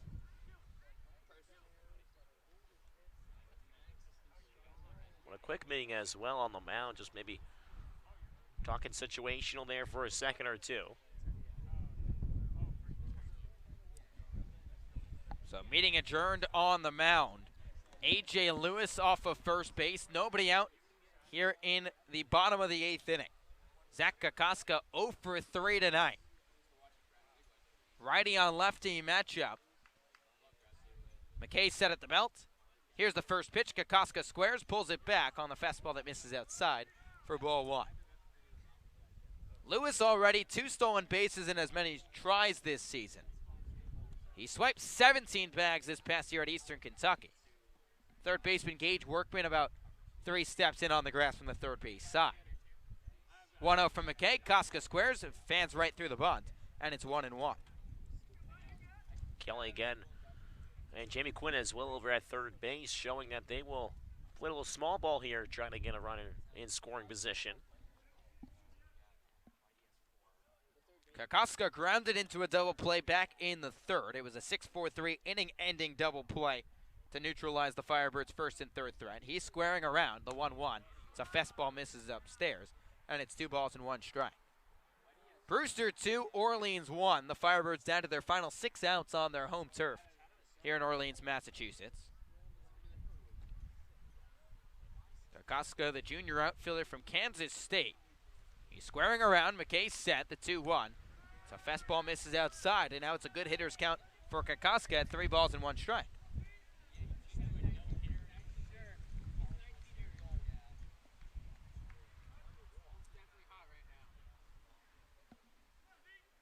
So we'll see if the bunt's still on with a 3-1 count.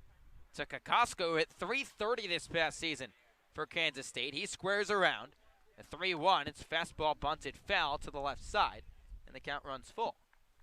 So we talked about some early June baseball here on Cape Cod. 7 combined errors so far, 5 coming from the Whitecaps.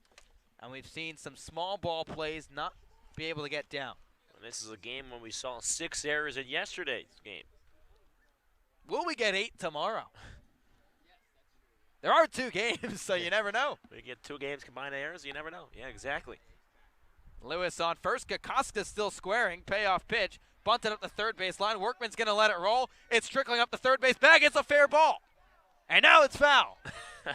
So Jamie Quinn ruled it fair before the home plate umpire gave a signal. Workman even thought it was fair. Started running after it down the left side. And so Kokoska goes down with a strikeout. And Jamie Quinn wanted an explanation. He did. It looked like he was in agreement with the umpire, so no bad terms there. I was hoping that thing kicks the base and just goes fair. Workman was just backing off that one because he saw it was in the direction of moving foul, but just couldn't quite keep it in fair of Kokoska. So there's 1 away here in the bottom of the 8th. This game continues to be wacky just like last night. Max Troiani, the batter. But first, the check over from McKay on the runner at first. Brewster 2, Orleans 1. Runner on first with 1 away here in the 8th inning. Troiani's 0 for 3 tonight and struck out swinging back in the 4th. Righty on righty matchup. McKay another check on Lewis at first base, who dives back in. Troiani came close to driving in a run back in that first inning. Hit a deep fly ball to right field, but Tyler Gentry made a heck of a throw to save a run for the Whitecaps. Been the difference so far in this ball game. First pitch, Lewis running. Fastball misses outside. Throw down from the catcher, Crouch. In time. What a throw by Josh Crouch to nail the speedy A.J. Lewis. It came on the right side of the second base bag. Damon Dews applied the tag, and A.J. Lewis has gone down for the first time this summer. Great throw by Crouch. Got a good pitch to throw down on, and once again, Lewis been nabbed out. We mentioned before, trying to tag up towards home this time at second base. So the 1-0 to Troiani, a breaking ball that he just fists back to the backstop, and it's 1-1. Max Troiani got off to a great start this summer for Orleans, reached base in 8 of his first 12 plate appearances.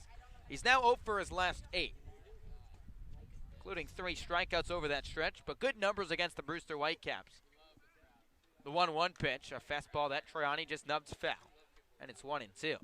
Troiani a 2 for 3 day against the Whitecaps earlier this week at Stony Brook Field. Also drew 2 walks in that 5-3 win for Orleans. Boy, would the Firebirds take a 5-3 win tonight. For sure, got a couple more runs in there via the air or something out there. We talk about the wacky plays. There's already been 5 errors tonight charged against the Whitecaps, 2 against Orleans. And going back to that Brewster game as well, Brewster made 3 errors in that game. So in the 2 games so far against Orleans, they've made a combined 8 errors. Not too pretty. Yes. Not good baseball, but they're finding a way to win, and that's trying to win this one here, I should say. They're 0 for 3 this summer. The Birds 2-2 and 2-1-1. 1-2. Troiani spoils this one down the right side, and we'll do it again. Eddie McCabe has come out on deck for Orleans. He will bat in the cleanup spot if the Birds can get it there here in the 8th inning. It's the spot occupied by the pitcher right now, Cameron Fields, who's a 2-way player out of Texas. So potentially we might see Fields in the 9th if nobody's on. The 1-2, fastball runs high and tight to Troiani. He moves out of the way, and it's 2-2.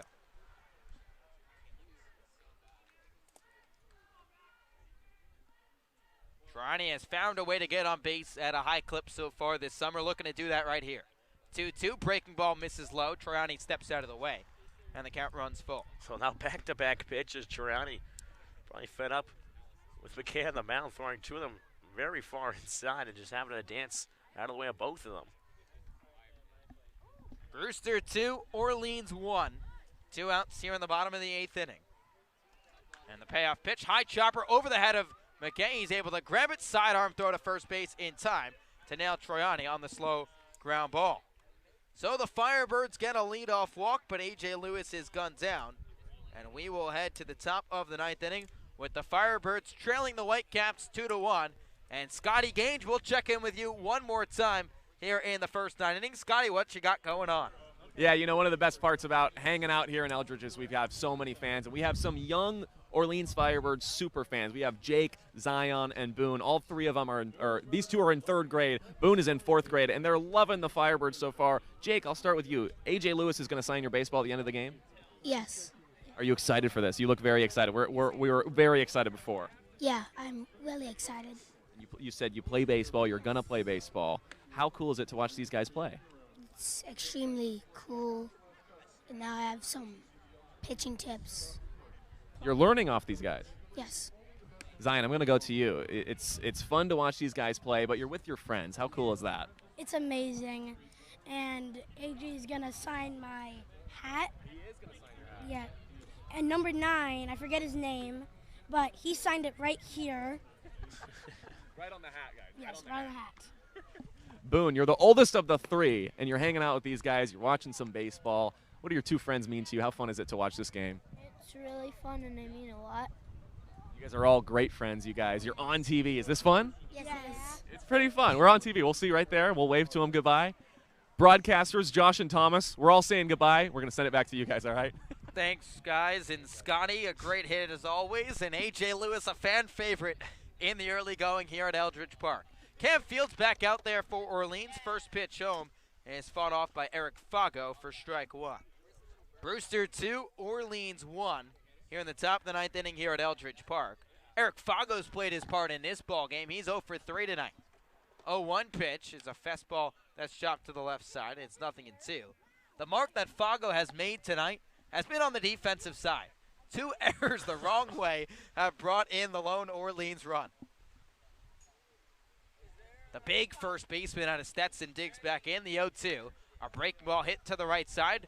And it's Rob Emery down to her knee, bobbles the baseball, underhand toss to first base with Cam Fields covering as in time. And the slow-footed Eric Fago is put out on a 3-1 putout. Well, you guys are all supposed to come get hats or shirts, okay? So you gotta hook up with me to do that. dating back to that last hit by Scotty, I tell you, I still have a couple memorabilia signed by a couple former Orleans Cardinals back in the day. You never know who will come through on the Cape and make it to the major leagues. First pitch to Colin Davis. He shows bunt and pulls back for ball one. Who was the coolest player you ever met from this Orleans Cardinals Firebirds organization? Well, probably, I always mention the story about Brett Cecil. It's actually, you wanted pictures. I have a picture of me in my heyday when I was in probably elementary school with Brett Cecil. The 1-0, a fastball that misses outside, and it's 2 balls and no strikes. With Brett Cecil and my sister, when Brett was looking, when Brett was still at the University of Maryland, of course, Matt Wieters as well, probably the next guy up. That was probably closest to. 2-0, fastball skied into deep center field. It's a high pop-up, and the second baseman Marcano going out. He makes the catch, and that was a major league pop that Marcano was able to race down for the second out. Had to circumvent the wind as well. And probably the next guy I remember was Marcus Stroman, just because of he had a blue glove, and I absolutely loved the color. I told my parents, I said, I want a blue glove, but I don't think that ever worked out. Should have asked Marcus himself.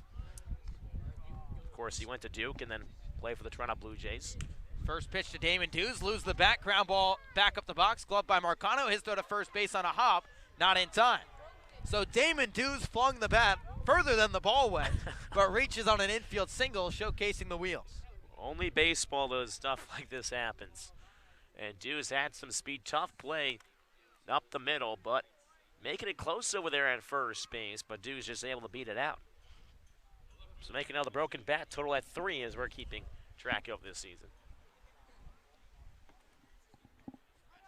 So Alaric Solari, the batter now for the Whitecaps, and he is 2 for 3 today. 2 for 4, check that. Righty on righty matchup. Dews dancing off of first, and Kelly Nicholson just yells, step off from the first base rubber. Well, I was wondering the same thing, too. I mean, he was in no man's land over there at first base, was Dews. He was well beyond a secondary lead. Cam Fields paid no attention to him before that step off, and now checks on the runner at first base. Dews is on at first with 2 outs here in the top of the 9th, with the Whitecaps leading the Firebirds 2-1. It'll be 4, 5, and 6-2 up for Orleans. Fields a hard throw to first base, but the runner's back in. Cam Fields would lead off this 9th inning for Orleans if he's in that spot. We saw Eddie McCabe come out in the on-deck circle in the 8th inning, but didn't get the chance. First pitch to Solari, misses outside for ball 1. Now, I do see someone in the Orleans dugout down there. I don't know if it is McCabe or not. I believe it is him. Still with the batting helmet on, has a bat in his hand. Looks like there's a batting glove on. So my guess is that's McCabe still, ready to go. Fields set at the belt. Here's the 1-0, runner going. David Avidia's throw down to second base. In time! Damon Dews got a huge jump, but David Avidia once again showcases the cannon. Avidia guns down Dews to end the inning, and the Firebirds keep it at a 1-run deficit as we will head to the bottom of the 9th. It will be 4, 5, and 6-2 up for Orleans to try and tie this game, if not walk it off, here at Eldridge Park. Brewster 2, Orleans 1. Listen to Firebirds Baseball on the Birds Broadcast Network.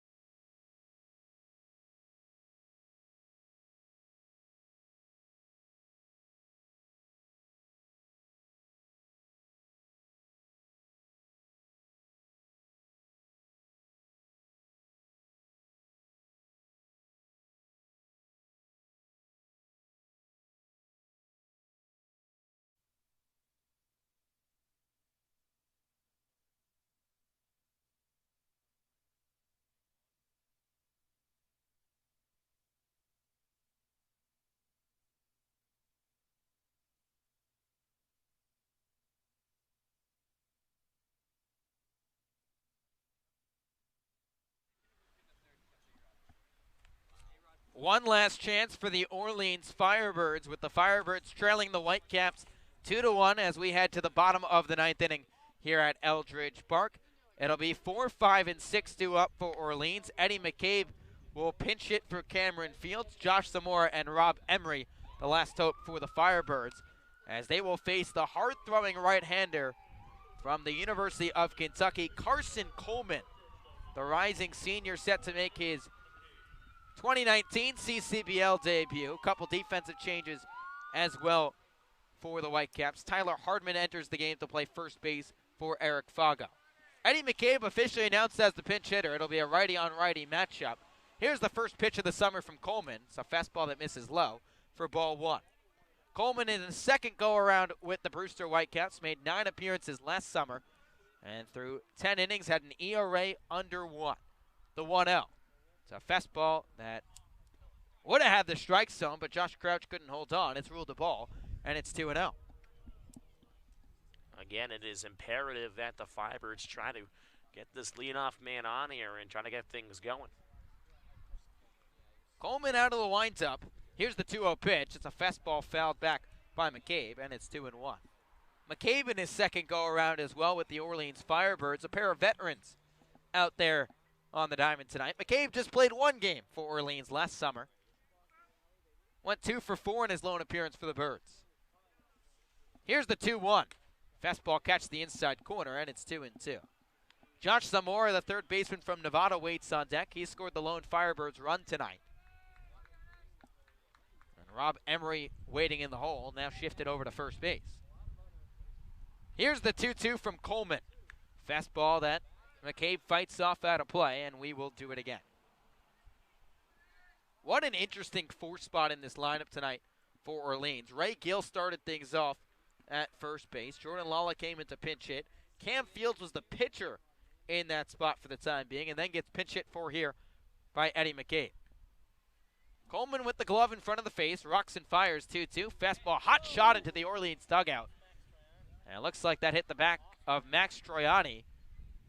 And a Firebird comes out, gets the free baseball, and we'll toss it further down towards Kelly Nicholson. And that one might leave a mark tomorrow morning. Good reflexes. Brewster a 2-1 lead over Orleans here in the last of the 9th at Eldridge Park. Coleman's 2-2. Fastball that McCabe fists out of play over the netting onto the hill here at Eldridge Park. And we will do it again at 2-2. McCabe 2 for 10 to start his summer here with the Firebirds. Went 0 for 1 in his lone plate appearance against the Whitecaps at Stony Brook Field.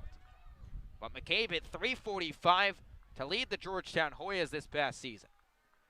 Was 4th in the Big East with that batting average. 2-2. Breaker that's chopped back up the middle. The shortstop Dews charging in. He makes the throw on the run in time, and the Firebirds down to their final 2 outs.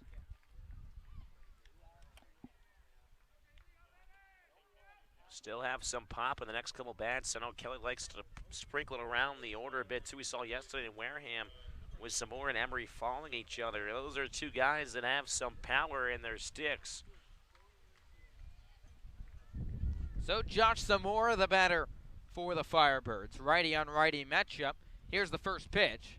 Fastball misses low and outside for ball 1. Firebirds trail 2-1 here with 1 away in the bottom of the 9th inning. Zamora is 0 for 3 today, but did score a run his last time at the dish. Here's the 1-0. It's a breaking ball that Zamora couldn't lay off of in the dirt, and it's 1-1. Zamora reached on an error charged against the third baseman Gage Workman and came around to score after a pair of errors by Eric Fago, who was in the game at first base for Brewster. He's now on the Whitecaps bench. 1-1, fastball skied behind the dish. The catcher Crouch tossed the mask. He runs out of room. This runs onto the hill, and it's 1-2. About 20 kids right after that. Ball bounces off the hill, then rolls back down towards the backside of the Orleans dugout. So a mosh pit for that foul ball.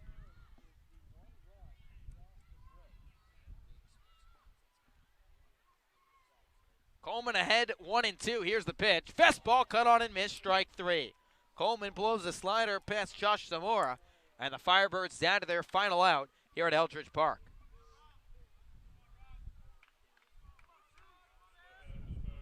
So Rob Emery, the last hope for Orleans, trailing 2-1 here in the bottom of the ninth. Emery 0 for 2 today, drew a walk in the second, struck out swinging in the seventh. Righty on righty matchup. Here's Coleman's first pitch. It's a fastball catch to the outside corner for strike one. Emery's been stupendous so far this summer for Orleans. 5 for his first 16. Batting above the 300 mark, has a solo home run. Here's the 0-1. Breaker misses low and outside, and it's 1-1. This game started off with the Whitecaps getting on the scoreboard back in the first inning.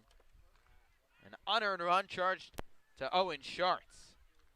Here's the 1-1. Fastball plunks Emery on the left elbow, and that'll get a base runner on for Orleans.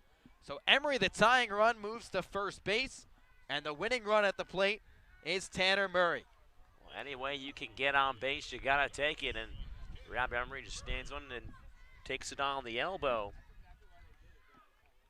And now it's up to Tanner Murray, who was also hit by a pitch back in the seventh. And Murray 0 for 2 today with a couple of strikeouts besides that hit by pitch. And we will get a pinch runner at first base. Zach Daniels going to come out and pinch run for Rob Emery. So a chance for Orleans to tie this game up and potentially walk it off. Tanner Murray in his first game in the Orleans Red, trying to be the hero for the Firebirds. Daniels the tying run at first, the winning run at the plate is Murray. First pitch from Coleman. Fastball nips the outside corner for strike one. So Daniels pinch running at first base. A big outfielder from Tennessee, and he's quite the athlete. A two-sport athlete in high school. 0-1 to Murray. Fastball foul back to the screen, and the Firebirds are down to their final strike. It's Brewster 2, Orleans 1, with the tying run on first base and the winning run at the plate for Orleans. Tanner Murray, the batter, the junior from UC Davis. Carson Coleman set at the belt. Here's the 0-2. Fastball just missed outside, and it's 1-2. Murray took a look back at the home plate umpire, thought it might have been the ball game right there, but it missed just a touch outside. Murray hit just one home run this past season at UC Davis and drove in 31 runs this season. When gusting in from center, 1-2, fastball misses outside off the black, and it's 2-2. So a chance for Tanner Murray, who has had a rough game both defensively and at the dish. Has committed a couple errors, has struck out swinging twice, but in his Orleans debut, trying to be the hero. Daniels is on at first. Murray back in from the right side. Here's the 2-2. Fastball flared down the right side now to play, and the Firebirds live to see another pitch. Yeah, Murray really put up a good battle here, fighting back from 0-2. Working it to now 2-2. Taking a couple close pitches as well. If this game does go to extras, Kelly Nicholson will have to figure out a couple defensive substitutions. Firebirds down to their final strike, 2-2. Breaking ball that Murray somehow got a piece of. Looked like he fanned through it, but took out his 9-iron and fouled it back. Yeah, just getting a piece of it. Pitch was below the knees, almost towards the ankles, but yeah, taking out his 9-iron, pitching wedge, whatever he could use there, getting a piece of it. So the Firebirds get another life. This cat has 9 lives tonight here at Eldridge Park. Tying run on first base in the form of Zach Daniels. Tanner Murray represents the game's winning run. 2-2, fastball misses up and away, and the count runs full. So Daniels will get a head start from first base. 3-2 the count to the Birds' 7-hole hitter, Tanner Murray, in his Orleans debut. The shortstop from UC Davis. Brewster 2, Orleans 1, here in the bottom of the 9th inning. Daniels will be off from the pitch at first. Coleman set at the belt. Payoff pitch. Fastball upstairs, ball 4. Murray works out a walk, And the Birds are cooking. They've got runners on first and second, and Julio Marcano, who leads the team in hitting, will come up to the dish. Something interesting going on here. A 2-out rally after the hit by pitch. Murray down 0-2, works it to 3-2 now, and works a walk. How about that? And now Marcano coming up for the Fibers to try to tie things up, if not win this game here in the ninth. As a meeting has come into session on the mound to try to calm Carson Coleman down.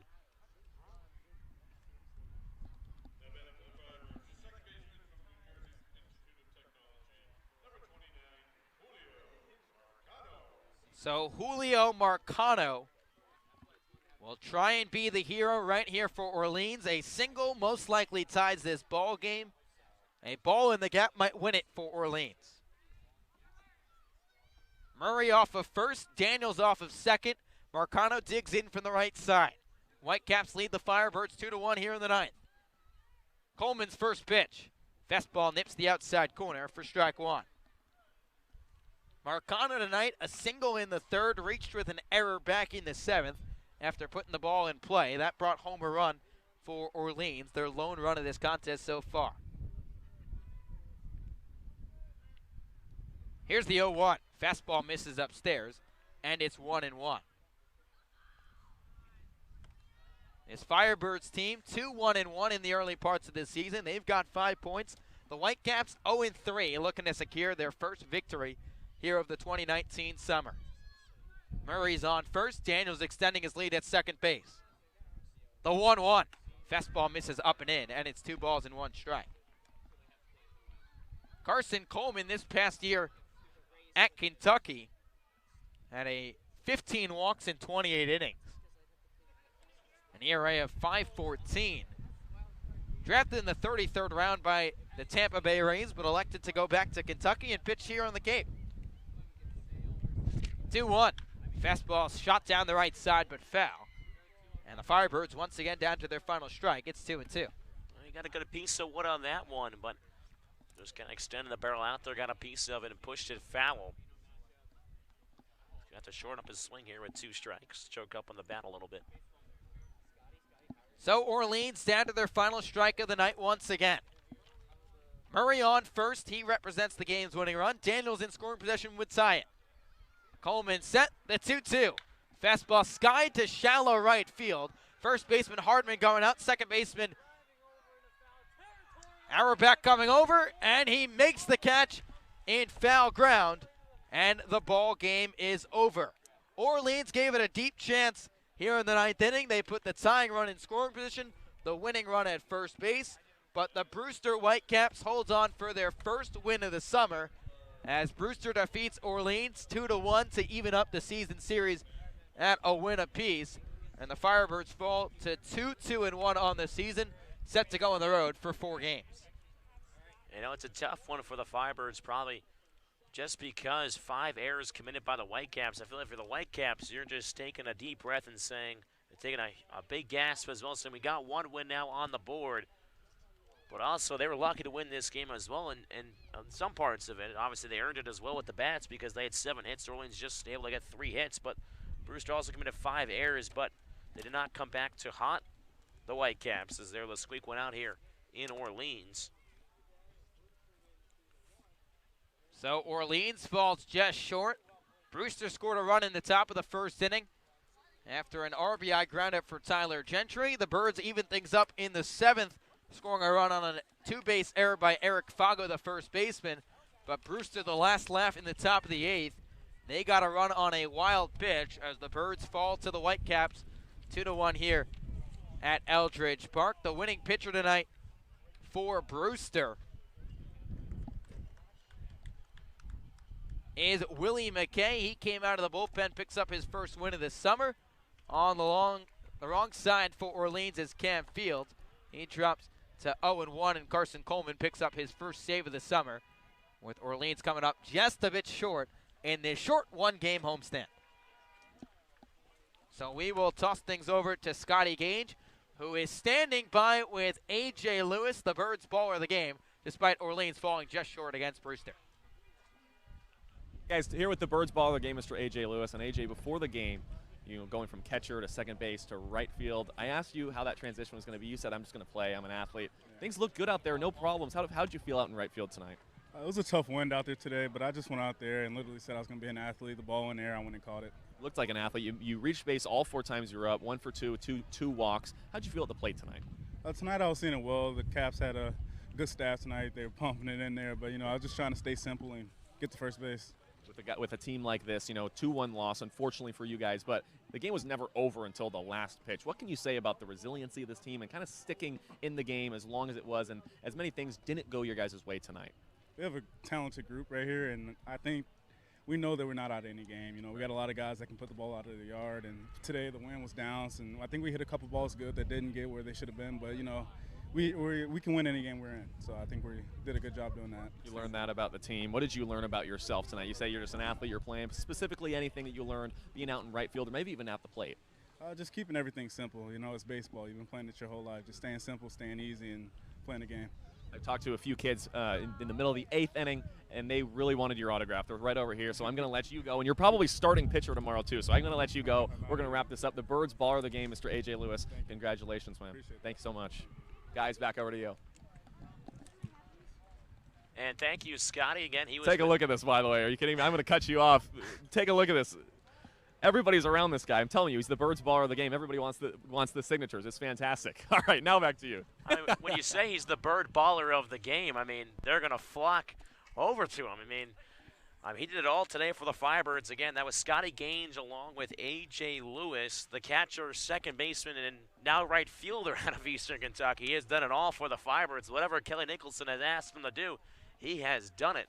Again, tonight, reached base 3 times, 2 singles, a walk, and a stolen base out of his 4 plate appearances for the Firebirds. Again, as Josh mentioned before, this is a home game before they go 4 on the road. Again, a doubleheader in Bourne tomorrow. First game starting at 4 o'clock. 6:30 p.m. the game is 2. Again, 7-inning games as well. As coming up, we'll be joined alongside by Chase Wallace. And then Tuesday, after the off day on Monday, we'll be in Falmouth. And then in Hyannis on Wednesday. So again, the Firebirds will hit the road yet again before the next 4 or 5 will be here at Eldridge Park at home. So the Firebirds have done quite the amount of bus travel so far after just playing 3 on the road at Whitey, at Brewster, and at Wareham. Again, Thomas Cinzarella now joined alongside Chase Wallace, right-handed pitcher out of Tennessee. Chase, thanks for joining me today. Hey, how's it going? Obviously, now Chase, you pitched 2 1/3 inning, no hits, no runs, no earned, 1 walk, and 1 punch-out. You were terrific in relief and really kept the Firebirds in the game. What pitches were working for you out there on the mound? Just really getting my fastball, attacking the zone, trying to keep it down, get as many ground balls as I can, letting my defense work, and they did a great job out there. So just keeping the fastball down. And obviously now you made your second appearance on the Cape. How is it different from your first? It was actually playing here in front of the home crowd. It was really, really fun to experience. Pitching here in Orleans in front of all of our fans, so but it was about the same. Just keep going out there and attacking the zone and getting outs. Well, the Hill is one of the best places to watch a baseball game, and obviously after the game as well, it's really special. You have young kids coming up to you, signing autographs and all that. You mentioned playing in front of the home crowd. You're an SEC guy. How is it different from playing on the Cape than playing in the SEC and the best baseball conference out there? Yeah, it doesn't get any better than the SEC. Especially with crowds. It's just going out there and doing your thing, honestly. A lot of guys here playing big conferences, including the SEC, ACC. They just know they got to come out here and just keep playing the game of baseball that they love to play, and just keep doing them. And now transitioning from the college aspect to now on the Cape, you have a new coach, pitching coach Matt Troop, new catcher as well, David Avitia. How has the transition been? Oh, they're great. Troop, he's He's young. He knows the position we're in. He knows what we go through. He's awesome to be around. Very outgoing. New catcher. I'm very bad with names. I can't remember his name. Yeah. He's awesome. you know, every time before I throw, he comes up to me and just makes sure we're on the same page, and he picks it up well. He catches very well, you know, calls the game very well. So it's really fun to be able to throw to him. Well, for sure. I definitely know it's really unique in Orleans to have a former Orleans Firebird and Matt Troop, former Cardinal, I should say, Matt Troop, come out here and be the pitching coach. Chase, thanks for joining me. Yeah, appreciate it. Good luck the rest of the season. Appreciate it. Again, that was Chase Wallace, right-handed pitcher out of Tennessee, as the Firebirds fall tonight by a final score of 2-1. Again, Brewster scored 1 in the first. Orleans came back with 1 in the 7th, but right back in the top of the 8th, the Whitecaps were able to take the lead, and the Firebirds had a couple men on in the 9th, but unfortunately could not pull the trigger again. So the Whitecaps defeat the Firebirds by a final score of 2-1. Brewster, 2 runs, 7 hits, 5 errors. Firebirds, 1 run, 3 hits, and 2 errors. The Firebirds drop to 2-2-1 as they will hit the road for the next 4 games. Again, doubleheader in Bourne tomorrow. First game starts at 4, next one at 6:30. Again, 7 innings each game. Will be a little shortened as the Firebirds will hit the road again for 4 straight games. So that'll do it from here from Eldridge Park. My broadcasting partner, Josh White, our sound reporter, Scotty Gage, and our producer, Bryce Johnson. I'm Thomas Zinzarella saying so long from Eldridge Park.